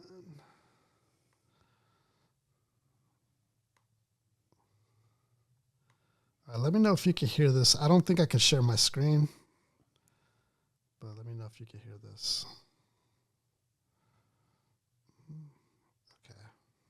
I could tell you a story about the You Could Run track. You Could Run has a hook in it now, right? Yeah. But back then when we recorded it, it didn't have no hook in it. It was just straight bars.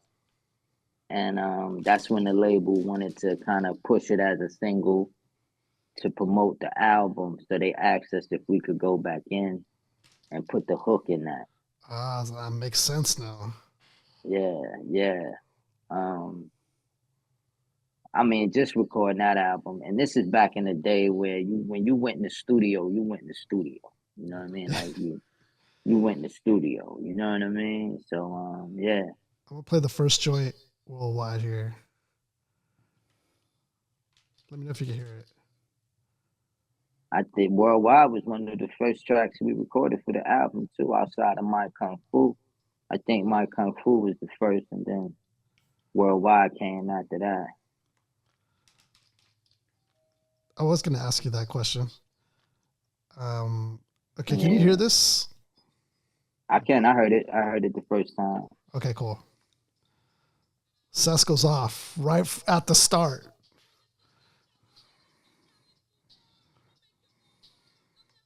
I'm never getting right. Might not be keeps me happy. Here it comes. Raw. Right. Bless, bless.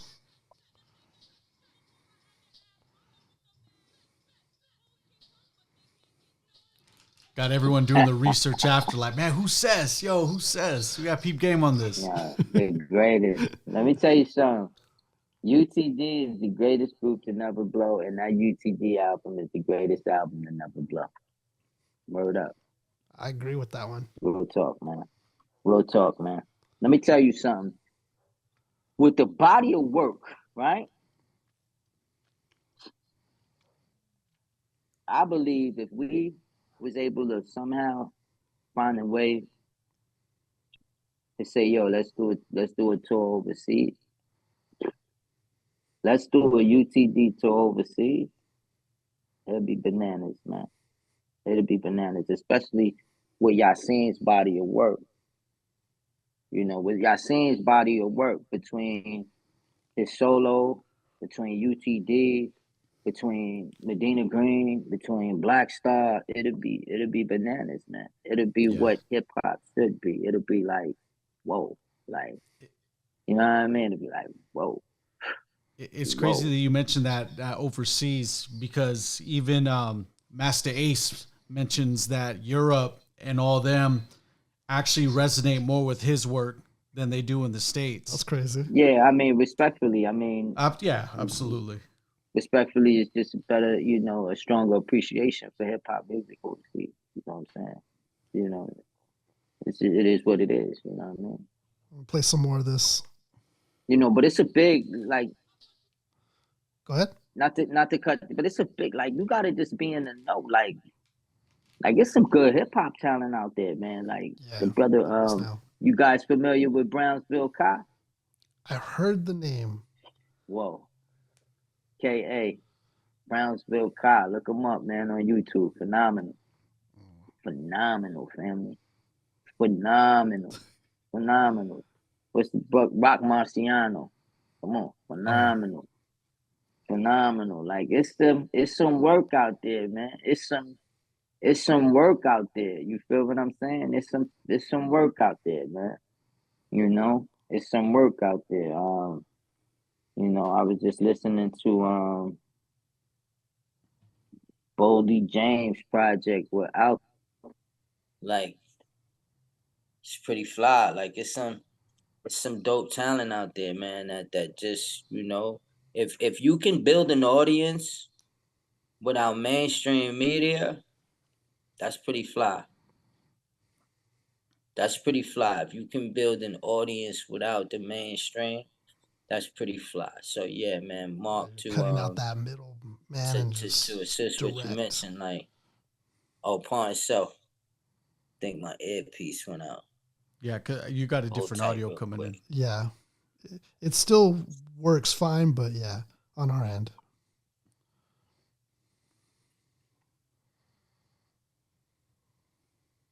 Yeah, charge this thing up. All right. You're still okay on your side? Yeah, we can hear you fine. Yeah, we can hear you. All right, hold tight. Peace. Yeah, we can hear you fine.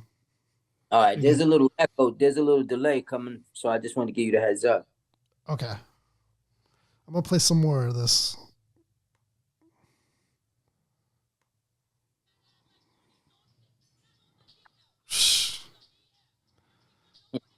Not on the DL, but E, A, B, C, D, E, lower. Yo, man, it's crazy, man. And then she mentioned before that Tony Dorsett. something about Farrah Fawcett, and then I'm gonna run through that like Tony Dorsett. Yeah. Bars.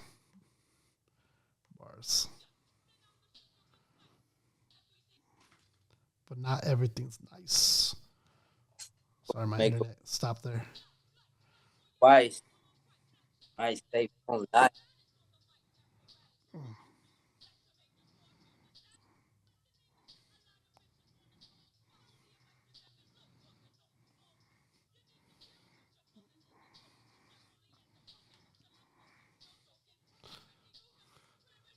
What did she say there? You only end Rough and ready rudiments.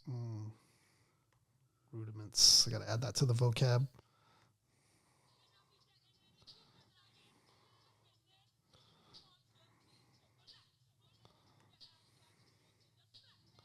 Slap. No. Even that was swaggy. Now that part was pretty catchy. That's from another track, I think, from Victory. Who did? Wait up. Let me who did that? Who produced Worldwide, man? Oh, I have the info on that. It says Jay Prince. Yeah, Jay Prince did Worldwide. Yeah, Jay Prince did do Worldwide. You right? So yes, Jay did do Worldwide. Call himself, man. Jay Prince did do Worldwide. Oh, nice. That's accurate. Let me go to. And he deserved a lot of love, man. Because if it wasn't for Jay Prince, word, fam, like Jay Prince was special. I hope he's doing all right, man. It's been a while, man. And he had a partner named Nolan. So shout out to Jay Prince and Nolan too. That's sick. All right, let's see. Nolan was the engineer. Prince track. Now that style of Yasiin Bey right there is different from what I've heard. Like he has that, like it's more like a It's involving like lyrical theater. That's the only way I was able to explain it, because not a lot of MCs are doing it at that time. Different cadence, because he can use it for choruses. It's a multifaceted skill. Yeah, he like I said, man, family. Sometimes I can't even find the words to describe like how dope it was just being on the outside looking in at him as a talent. You know what I mean? Like being a shorty and being like, damn, I live with this dude, and get to see it before the world or the masses get to. So imagine some of the things that I've got to witness that the world has got to witness, that the masses haven't got to witness. You know what I'm saying? Like it was really dope. It inspired me to let him know, yo, son, you got it. Like, you got it. He used to look at me like, God, what? I'm looking at him like, yo, I don't really like, and he don't even really go hard like that. Like, if he went hard, a lot of dudes would be like, yeah, I thought it was dope when I heard him on that interview with. It easy on cats. Like he'll take it easy because he don't want the spotlight. He don't, he don't. But like if he just said, man, I'm going in, it'd be a problem. It'll be a problem. Yeah, I felt that. Like when he took it to like a higher level like that, that was like, oh no, with Nate Dogg and Pharaoh, that was just like, that had people taking a step back, because that's lyrical content is just insane. That was just a single, that dropped. He came off on that too. Yeah, it would have been a problem, man. I mean, you listen to that UTD album, you really listen to him, fam. What you got? You got did you hear what he was spitting on There's Hardcore Nights, Love It, Live It. Love It, Live It. He went banana. Let's hear a little bit. He went crazy on that. You Can Run, he went crazy on that. Like Moon and Cancer, he went crazy on that. Let's see on Love It, Live It here.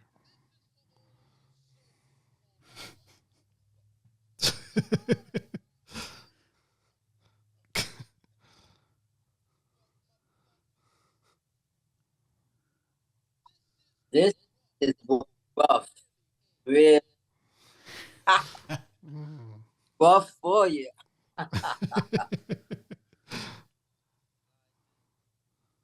That bass line right there. Yeah. Ooh. Don't tell it to me. Ooh. Pause real quick. Let me help Pause y'all. it. Let me help y'all out real quick. Let me help y'all out. So Brackalack, what's the Brackalack? To me, I was just thinking like back home or something. I have no clue though. The Brackalack is Brooklyn.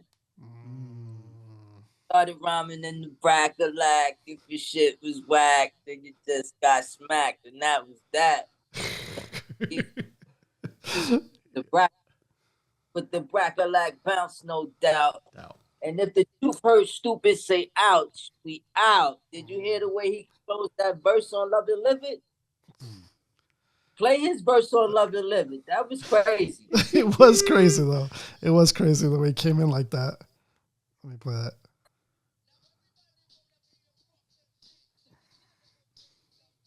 To me, tell the Marines.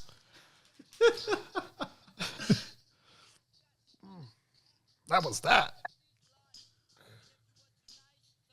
Nice fight. Oh yeah, pause it. Gotcha.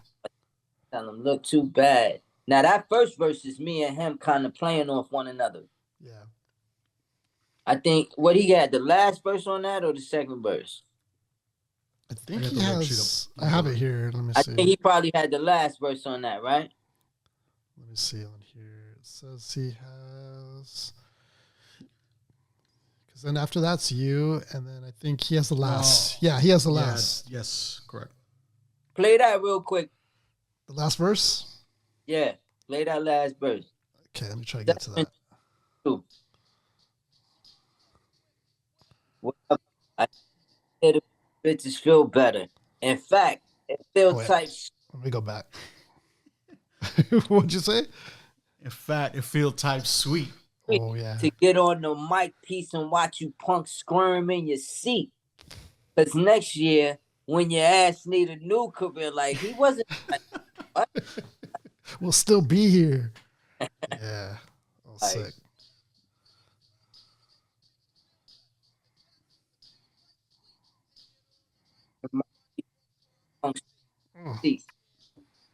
Yes. The cadence switch up too, right there. If the truth hurts, stupid, say ouch. We out. Followed by the la la la la la. Let me go to your verse here, GCQ. Where's yours at? I was the first one on that. That was the first one. That was just the first.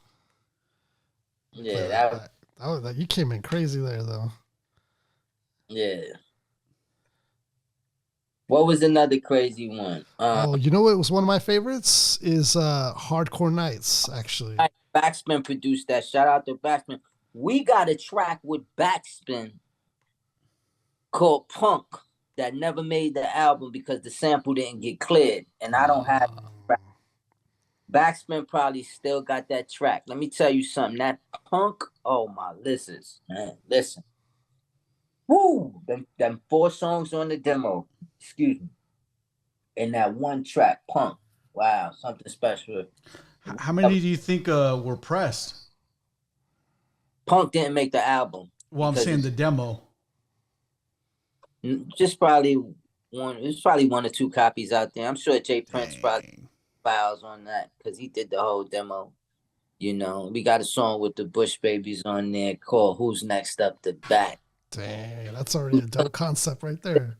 Who's next up to bat? If he did do it, yeah, man. But it was just, it was just a different time, man. It was a brotherhood. It was, it was big brotherhood. back in those times. You know what I mean? Yeah, it was very unique. We like it was really dope. It was dope, man. I'll play some hardcore nights here. Yeah, that was This fun. one, you shine on this one, man. I give it I to you on appreciate. this one. Yeah, I think you have the last verse on this one though. Oh yeah. no, it's It's Got his. might not even get it already. The intensity that he's already like giving you, yeah, and it's just dum, dum. the cadence is sick here too. It's different.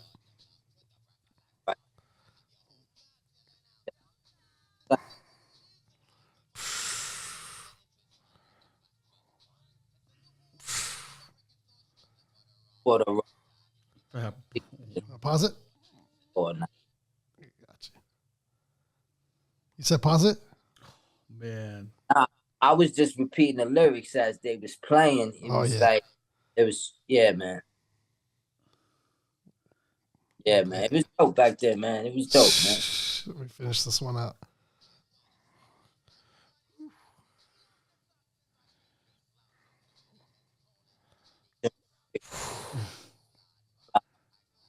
This is the way he says that.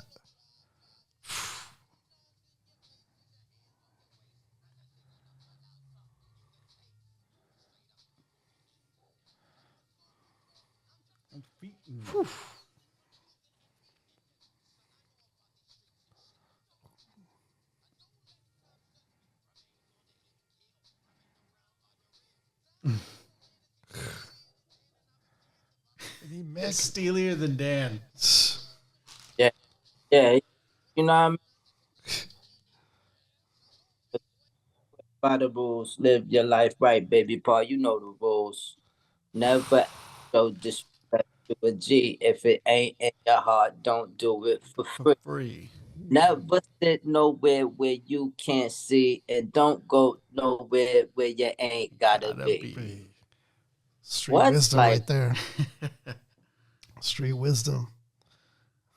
yeah, man. But everybody has something unique that we brought to the table at that time to create that energy, man. It was definitely, man, really dope. And I'm just happy that the people could get to it now. You know what I'm saying? And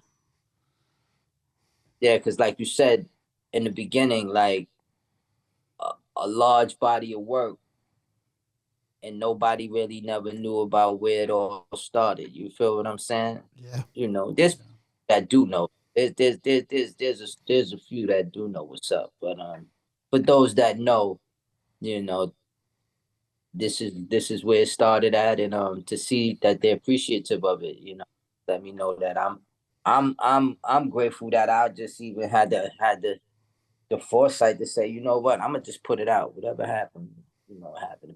The people deserve it. You know what I mean? Yeah, And peace to you on that. done in vain. I wasn't gonna go and record everything. Imagine how many artists is out there right now who put their time, energy, and effort forward, and then their body of work never comes out. You know what I'm saying? So I didn't want that to be our stamp. I knew that the music was too good to allow that to happen. Like, nah, we not doing that. Like, this is gonna come out. You know what I mean? And yeah. I want to play your verse on this one because I feel like you bodied this beat right here. Thank you. Let me go back to it right here.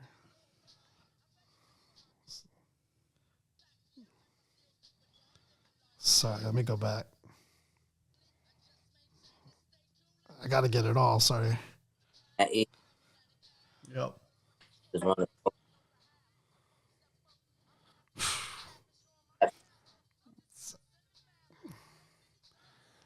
The daily. Breeze. Ease. Fucking thieves.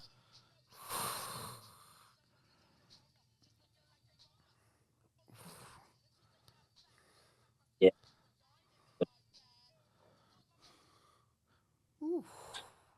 They beep switch goes, it up right Page, here.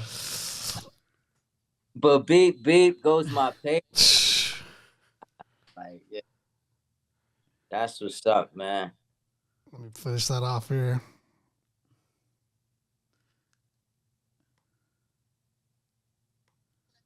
There he goes.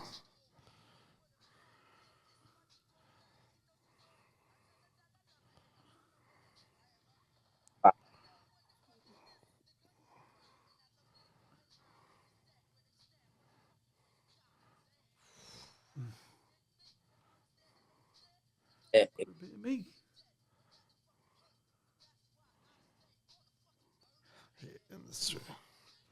Ooh. Way to paint that for the chorus at the Yeah. end. Yeah. yeah. Sess went bananas on Manifest Destiny. Yep. She Yes, went you did. on Frontline. She went bananas on Worldwide. Like, she went bananas on a few tracks. Yeah, man. And that's that's what I wanted to see for everybody, man. Everybody get they opportunity to shine, man. You know? Yeah, man. What about Manifest Destiny? Like, whose idea was it on the concept of that track?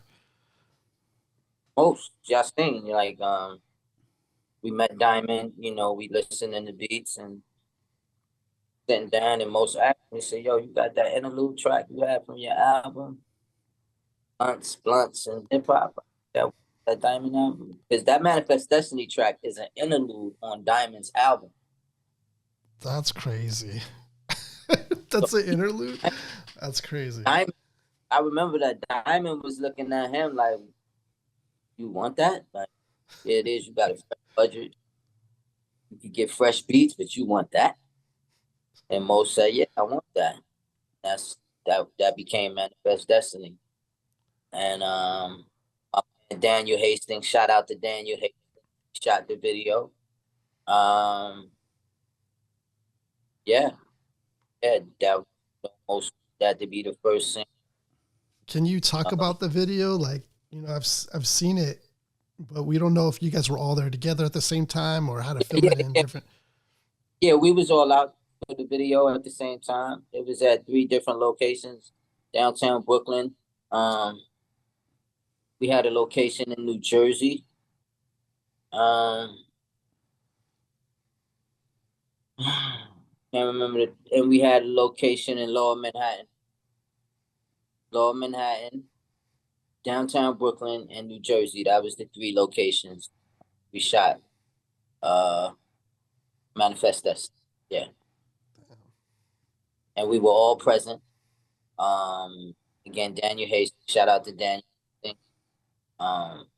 Dope videographer, photographer. Dope maker. Work up. Dope dude, man. Shout out to Daniel Hayes.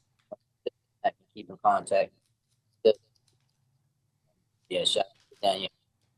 Really dope. I think Daniel did look up Daniel Hastings, his work. He did a lot of photography, did a lot of album covers. He did the Can't Stop the Prophet music video for Danger. He did Enter the 36 Chambers artwork for Wu-Tang. He now works with RZA exclusively on a lot of RZA's stage production and things like that. And graphics and videography. His work is really dope. He's really dope. Really dope. Hey, My question was going to be on flight to Puerto Rico.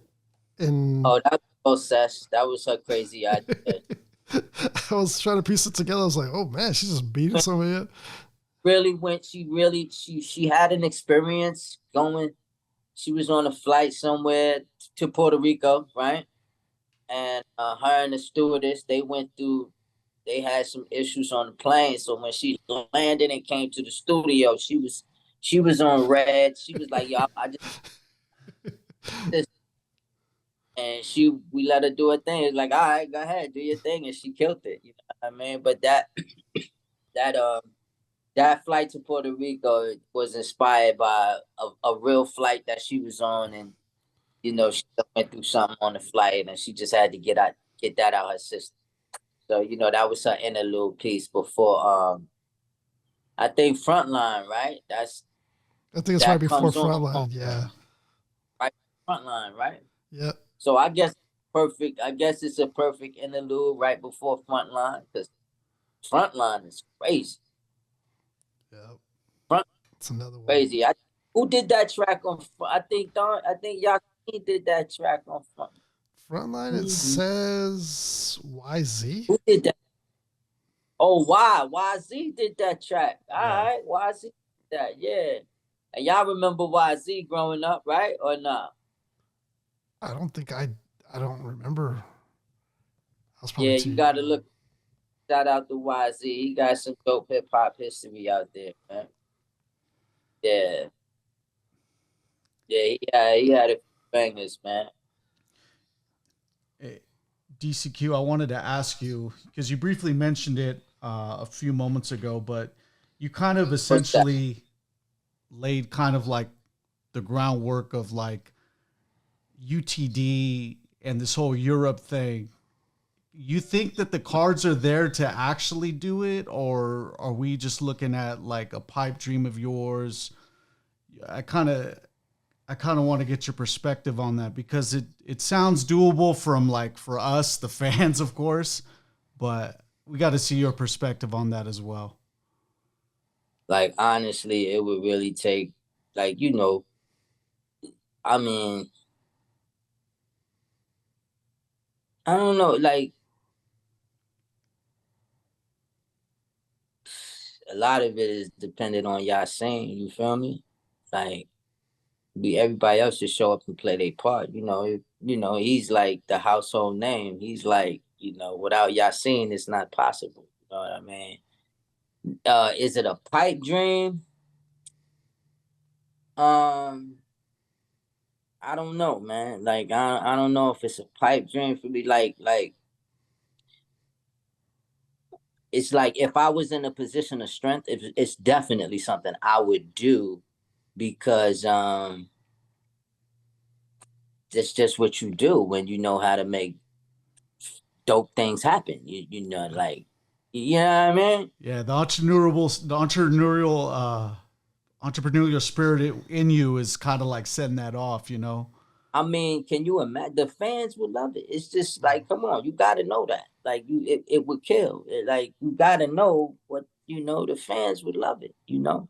I mean, and when you got something to give great to the fan base, you know what I mean, or your listeners or your supporters, you know, well, you do it. You know, that's where I come from. You know, you do it. Yeah. You know, but I don't know if it's because it takes a lot of work. You know, touring is not easy. You know, being on the road, you know, traveling, and you know, it's not easy. It's a lot of wear and tear on the body. You know, you definitely need all your I's dotted and all your T's crossed. But you know, I just know if we was able to do something like that overseas, it would, you know, and this is what you see a lot of artists do. They control their situation, you know, and this is how you control your situation by having things to contribute. You know, it's all a contribution at the end of the day. You know, you contribute to keep it going, to keep it alive. You know what I'm saying?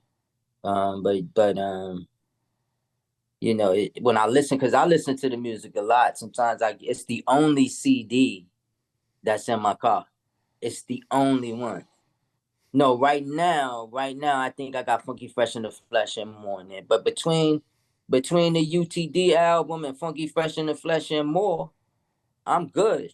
If you know everything else, I throw my Bluetooth on the phone. I throw my playlist on, and you know I'm good. You know, but as far as like any CD that's in my car, I don't listen to it every day. But there's weekends I might be on the road for a long stretch. I just throw it on, and then I be in the car with my children sometimes, and they be looking at me like, "Yo, Dad, this is still dope." Like they looking at me like, "Wow," you know what I mean? You know, because right now my wife and I, we got an 18-year-old, 16-year-old, and a 10-year-old. Our 3 older children, you know, we started over, so we have 6 in total. But you know, the 3 older children are on their way; they doing their thing now. But the younger 3, they be in the car like, Dad, that's wow.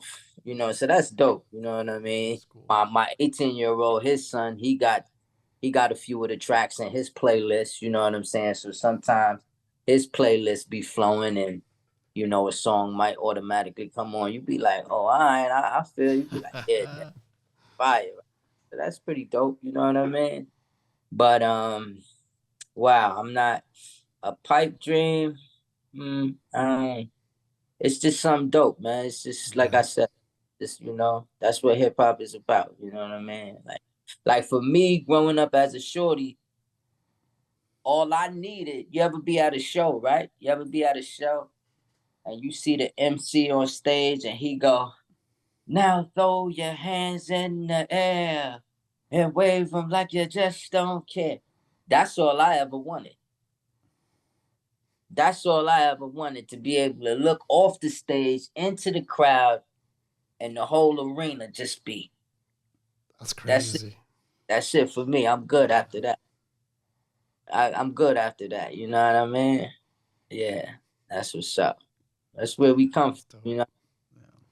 Yeah, man. So Well, yeah, I know if you guys did do that, me and Mark would for sure travel. We'll freaking be in freaking Europe or wherever you guys freaking. we got our fingers crossed. God is the best of planners. We'll see. Because think about it, right? I was thinking about it the other day. I think I was talking to my wife. I think we was in the car. I think I was talking to my wife. I was talking to somebody. And most would leave the stage, but he probably wouldn't leave the stage that much. But when he did leave the stage, it would still be fire coming from the stage. So imagine a UTD set featuring Yasin, right? Yeah. Then you get into Medina Green. Medina Green do they thing, but then you feature some of the tracks with him on it, right? Then you bring the Black Star out, him and Quad go crazy, right? Yeah, it just keeps And elevating. Then he closed it with some solo work. It'd be bananas. Yeah. And it shows like the complete body of work as well, you know, from everything. Collective. Yeah. Like I said, I said that to my wife. I said the body of work is crazy. The body of work is, and you got it. You would have to put it together. You would have to, like, Yeah, you like see a how whole you just put it presentation together, to it. I said, you put it together like, whoa. You got something that you call your own without anybody benefiting from you but you and your loved ones, you and your, you know, the fan base, of course, would love it, you know. And I hate to even use that word fan base. I need another. I got to figure out, because without the listeners, without the people, we wouldn't even be hanging out right now, right? If you didn't appreciate the work. So for me to call you a fan is like an understatement, because without you, then there's no me. It's nothing right now. Like Mo said, he said, when I started rhyming back in the day, I wasn't even thinking about getting no pay. As long as the rhymes that I used to say got me love around the way, hey, shit was okay. You know what I mean? So that's what's up. You know what I mean? That's what's up. You know? But yeah, you know. If we do it, y'all on deck. All right, God willing. Hey man, we're gonna for sure be down there, dude. We're gonna get the tickets and everything. Be down there. Yeah, and that's what you see artists do. They kind of like, in the independent artists, they kind of build their own wave, you know. And for me, that's always been something special. You know what I'm saying? For me, you know, you know, I like, you know, you look at like you look at Boot Camp Click, right? That's another movement that can do something like that, right? Where they can put their own on. You know, you got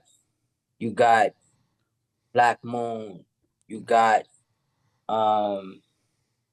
Tech and Steel, Cocoa Brothers, Smith and West. EPMD did something similar. Yeah, with the part. Yeah. Oh, they got EPMD, they got Redman, they got DOS Effects, Yeah. they K Solo, they got their own thing. You understand what I'm saying? Like they got, so that's, you know, but like I mentioned, you got Boot, you got Black Moon, you got Smith and Wesson, OGC, Helter Skelter, you know what I mean? Rest in peace, Sean. You know, got what was it, Rusty Jukes. You know what I mean? I like the young boy coming up. What's son name? Damn, I gotta look him up. He's really dope though. On Stout, what's the young Green? That's his name. What's the young boy name that what's he at Sean P Pipeline? Look, if y'all could look him up real quick. See if I can find him. He's really dope. I think his name starts with a R. You said it starts with the R? Starts with a R.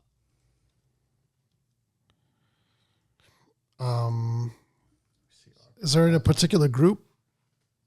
Nah, he a solo artist. Solo But artist? they got their own movement. They got their movement. Let me see real quick. They got their movement. Let me see if I can pull it up real quick on the gram. He's dope though. This young boy is. Let me see.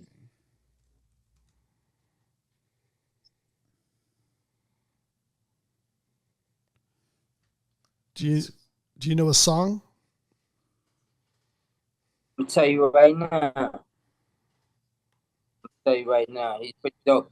But I'm just saying, like, when you got your own movement, man, it's like it's really dope.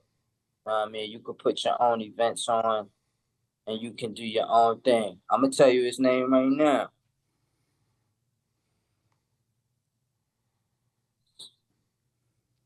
I'm on the gram right now. Hold tight.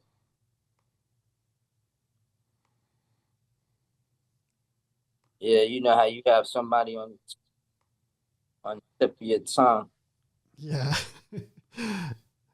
and then if we get off this hangout, then Like first thing that comes to Yeah, memory. watch. He's gonna be like, it automatically pop, right? Like, oh, that's son.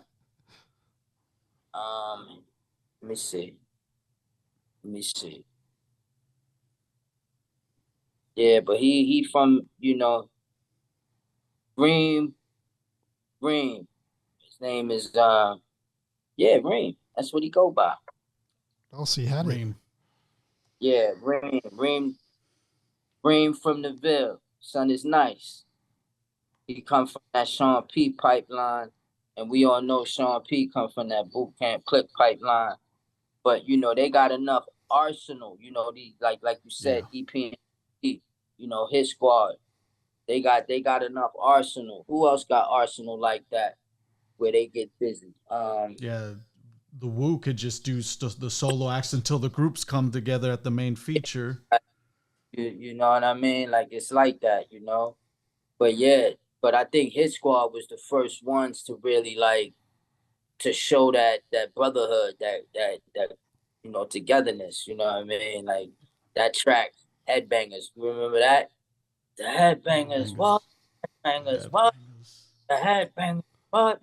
They had everybody go crazy on that. Red, Das Effect, K Solo, Eric Parrish. They just went crazy. Like, you know, so yeah, man, we got our own arsenal. We could definitely do something like that. But you know, when the bigger name is not accessible like that, you know what I'm saying? It becomes you know, just a thought, you know what I mean?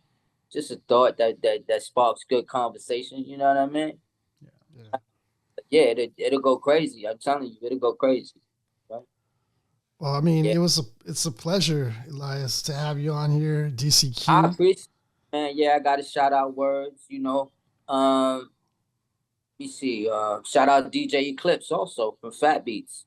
You know, he was definitely a staple and still is. You know what I mean? Um, yeah, man, I appreciate you, man. You know what I mean? Then if Um, I do like I'm sitting and like for me, like I ain't even put the two Medina Green albums on the streaming services yet. actually, I was going to ask you something Yeah. about that on where they could I'm get that. I'm thinking about it, you know what I'm saying? But then, you know, I gotta be online all day, every day talking about you know, the Flex Volume One available on all streaming Yeah, platforms. right. You Flex by Funky Fresh in the Flesh and More Volume Two available on streaming service. You know, it just you know, like I said, the streaming services is paying pennies on the dot. Like I can just you know between the artists, you know, show them how they can sell it independently, right from their own digital real estate. Like so, Mhm. because for example, I saved the Children album. I'm selling that right off on my website. I'm not. That ain't only two songs. I got two songs from that particular project available on the streaming services. So if the listeners love that, then they could visit my digital real estate, which is my website, iliasbay.com, and purchase the album. You know, right? Bump. They get it. They purchase it, they get it right to their desktop, their phone, whatever. You know what I'm saying? But as far as like putting it on the streaming services and knowing that it's not going to be well received, it's like it's just going to be out there. You know what I mean? Yeah, yeah, yeah, You know, it's just going to be out there. So, and if a lot of artists, you know, independent artists develop that mindset, it's like, but yo, I'm gonna drive the traffic instead of driving the traffic to iTunes or Spotify or Title. Just drive the traffic to your digital real estate, which is your website, and sell it direct to the consumer from your website, direct to the consumer. You know what I mean? You know, put some form of coding on the software, the MP3, where you know it can't be re-uploaded or you can't do just whatever yeah. you want. Somebody trying to like It's put it out exclusively yours. there. You Yeah. feel me? You know, word. Because and then you know I like what Rock Marciano. We did it with HHV where you know you do some physical copies, whether it be tapes, CDs, vinyl. You know, for the true hip hop heads. You know what I mean? Like that want that memorabilia. You know that you know that vinyl that you know that Yeah, CD the that collector. that the collector like you mentioned that physical you know yeah that physical yeah shout out to 90s hip hop you know yeah so that's where it's at man The golden era too, man. You yeah guys were called part of that. for a reason how about that it's called the golden era Exactly. and that's one of my inspirations behind like you know leaving it golden. You know what I mean? Leaving it golden, leaving it right there where it stands in the golden era. You know what I mean? Yeah. Versus versus trying to force it. You know what I mean? Well, we're definitely humbled, DCQ. Like I, man, I we're appreciate you so we're much. humbled, Yeah, man, because it's just really an honor for us to be talking to you, I and appreciate. you giving us this time. You know, for people who don't know, like we were gonna do the episode last week. It was gonna Yeah, be a shorter episode probably because DCQ had some things lined up kind of right after we were scheduled to yeah, do this, and you decided you were like, "Hey, man, it'll be better we get a longer time." And I was like, yeah, "Yeah, man, Yeah. yeah. I didn't, you know, whatever I had scheduled prior, I didn't want it to bleed into our time on the hangout. So I said, you know what, let's do it when I'm not you know, too busy. My time is not too spread it out. I could really, you know, sit down with you guys and hang out and just engage in some good conversation, you know, because that makes the best hangouts anyway, you know, just kicking it, you know what I mean? Where we could just kick it and things naturally flow. versus question answer. You know what I mean? Things Yeah. I could remember things and just share it. You know what I mean? And you share our truth. You know what I mean? Yeah. Well, peace, DCQ, man. Thank you for all the music Too, man. too. Like that was inspiring. As- And man, we're gonna be rocking to it, and in hopes that something comes about where you guys do an event or a show or something. And your brother Yasiin Bey is down to do it, and Mark and I are gonna get some tickets and head out to wherever that's at. It just has to be natural. You know what I mean? It just has to be not forced. You know what I mean? Just be natural, and yeah, the listeners can get something that's just natural, and we just doing what we do, man. But it's there. You know what I mean? Like it wouldn't be hard to get back in the booth or to touch the stage and just have that flow and have that chemistry and that connection, because it never goes anywhere. You know what I mean? Yeah, and yeah, dude. Even if you still pin and you put out something new, man, Mark and I are definitely gonna be on that. I got some things I'm sitting on, but I'm in the cut, just staying quiet, laying low. The missus raising the children up. You know what I mean? And that's where it's at right now, man. I got an 18-year-old son. He getting ready to graduate high school. He's a ball player. God willing, he'll go on to the next level and be able to suit up. I got a daughter. She doing her thing as a gymnast, a track star. You know what I'm saying? I got a 10-year-old. He's just a ball full of fun. So it's really all about them. It ain't about me no more. It's about them. I did my thing. And I get to put my key in the door and come home to them every night. So that's what it's really all about for me. You know what I mean? Making sure they fly straight. Continue to be an inspiration to them, because they coming behind us. You feel what I'm saying? Yeah. And all the little shorties, I do a lot of peer mentoring with a lot of young men throughout the community. And it's never about me. It's always about those coming behind me. You know what I'm saying? So yeah, man. I stay productively busy, and God willing, I'll get some time to myself to really kind of like lock in and really give the people something special. But I don't want to force it just because I could do it. You know what I mean? Yeah. Yeah, that's what's up. Well, peace. And I was gonna ask you if you wouldn't mind. Mark and I were thinking maybe if you wouldn't mind doing like a short promo for the podcast. Yeah. Sure. It's called That's Hip Hop. That's what it's called. Yeah. Right. And just I don't know. You can do it now, I guess. Like a drop. Yeah, like a drop, basically. Yeah. Like a drop. That's what we called it back in the day. Drops. If you wouldn't mind doing one for us, that would be so dope. But you don't have to either. Oh, of course I'll do it. You need me to do it now? Yeah. That'd be perfect. Too easy. That's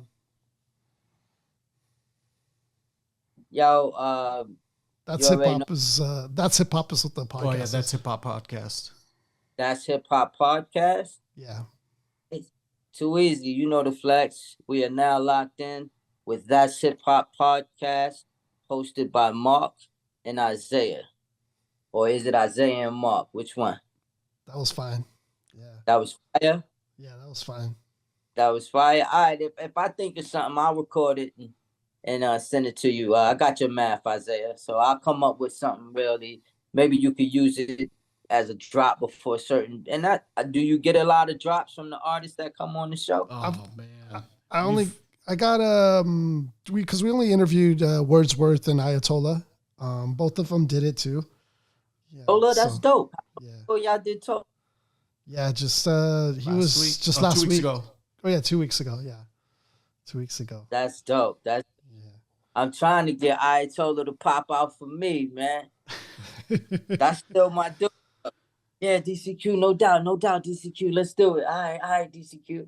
Yeah. So, when we mentioned you that we were gonna have you on, he was like, "Oh man," he goes, "Man, that's my dude. That's like my real brother right there." He said, "Ask about him." We got crazy chemistry, and I want to do the Save the Children Volume 2 also. That's what I really want to do. So shout out to Ayatollah, because he really inspired me to do the whole Save the Children thing. Shout out to Shaughnessy Ice Cold. Are you guys familiar with Shaughnessy? I'm not familiar. He's a phenomenal producer. Phenomenal. He graduated from the Berkeley School of Music, I believe, in Boston. And this young boy is phenomenal when it comes to production, man. He hit me up back in the MySpace days, man. And I'll tell you a quick story, right, before we wrap up. He hit me up via MySpace. You know, this when MySpace was popping. You know, I do beats. You know, I work with this artist, that artist. I think you're really dope. I would love the opportunity to work with you, right? So I'm like, okay, that's pretty dope. Let me hear some production, right? At that time when he sent me the production, I'm like, okay, it's okay. It didn't really make me go crazy, right? So I really didn't have the communication with him as far as the follow up and us getting in the studio and locking in and doing some things, right? So some time had passed. And one day I was at the crib sleep and he hit my phone. And I answered the phone and it woke me up out of my sleep, of course. And he just started going in on me like, yo, DCQ, man, if you don't want to work with me, man, it's okay, man. I respect it, man. Just let me know you don't really have the time like that right now, but I really want to rock with you. I think you're dope. But yo, man, if you're not going to work with me, it's cool, right?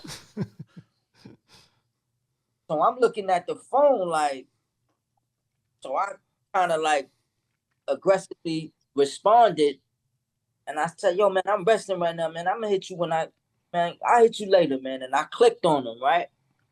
But then when I went to go back to rest, I couldn't rest. I couldn't go back to sleep because, you know, he done got at me real quick.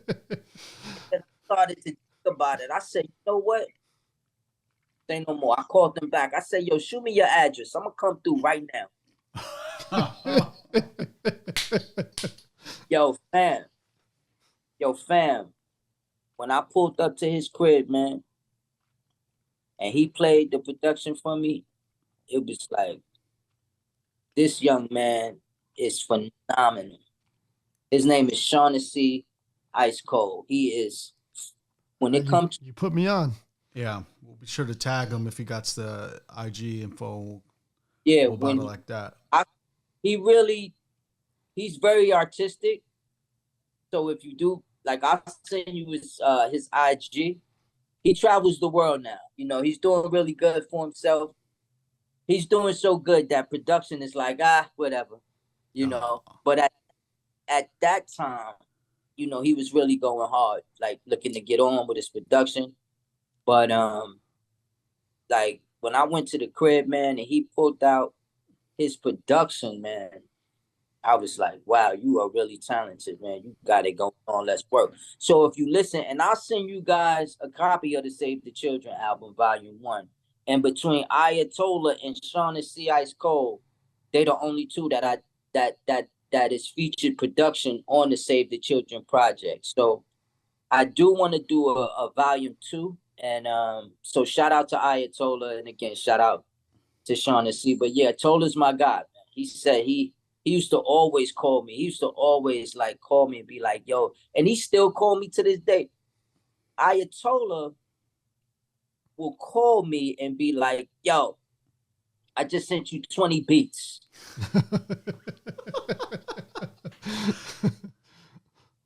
And this is not one time. This is not twice. This is like I go on my computer right now. I got like I don't need, if I want to do a project, I already got enough music from my Ayatollah to just go in the studio, get it done, send it back to him, you know, and let him know, yo, this is what I went and did. Let's make it happen. Now's a good time. You know what I'm saying? Because time is everything, you know what I'm saying? So shout out to Tola Music. That's my guy. Yeah. So I'm looking forward to that interview that hangout when it does drop. So Godwin, that's going to drop this week, I think, right? Yeah, the one I dropped it already. on our YouTube page. We have the full last Sunday. Yeah, we have our full episode, and then I started cutting like clips of it posting on our IG.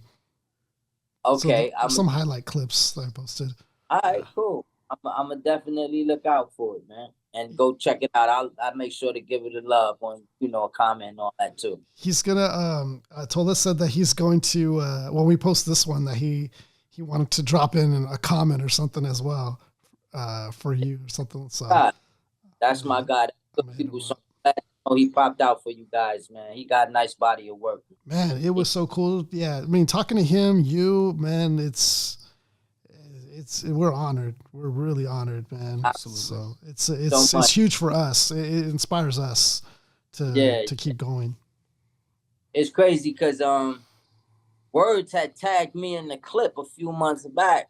I'm like, oh, this is pretty dope. And then a little bit after that, you guys did the review. So I said, I gotta get with these guys and spend some time with them. So I appreciate you guys, man. Yeah, man. Yeah, likewise, man. Closing out on my end, UTD was a force for me because I was a youngin' trying to rap Isaiah too. But it's like you guys just knowing the story behind it, how you guys were so young developing that album, and then being a teenager around that time listening to it and buying it with my own hustle too. It was like you guys made it always seem possible to like either get a group going or even doing something on the solo tip. So like DCQ, like from the bottom of my heart, I appreciate your work and I appreciate the album as a whole. Thank you again, Mark. Thank you, champion. It means a lot, man. It means a lot. Thank you, man. Because, again, like, you don't know what things are going to do when you put it out there. Who knew me just pressing up CDs right from my house and just getting the artwork done and walking into the record store. They don't know me. I don't know them. But I'm like, yo, I do music. I'll leave some CDs. They sell out. I'll call in. You pay me out. And we move like that. They like, bet. All right, let's do it. And now, look, 22 plus years later. You understand what I'm saying? So, yeah, man. You know what I mean? Yeah. Yeah, man. I appreciate it. But it's like, wow. You know what I mean? It's like, you know what I mean? That's what's up. Legendary. Thank you, DCQ, again for this interview, man. I can't wait to get to work, start doing the editing. And man, hopefully we have you back on again. I'll do a video drop and just send it to you. That way it ain't gotta be forced. It could be something more natural. You know what I mean? And yeah, that'll be dope. Yeah, that's what's up, family. And that hip hop podcast, correct? Yeah, that's hip hop. That's hip hop podcast. Yeah, that's hip hop. But tonight, I'll send it to you tonight. Oh, for sure, man. Thank you. Yeah. I appreciate you. Well, appreciate you, DCQ. Everybody, check out his music. We're gonna plug in your, your tags and everything that you have going on. I'll text all the tags to you that way in the description area. You could, the love and the people could tap in. Yeah, check out everything that DCQ is putting out.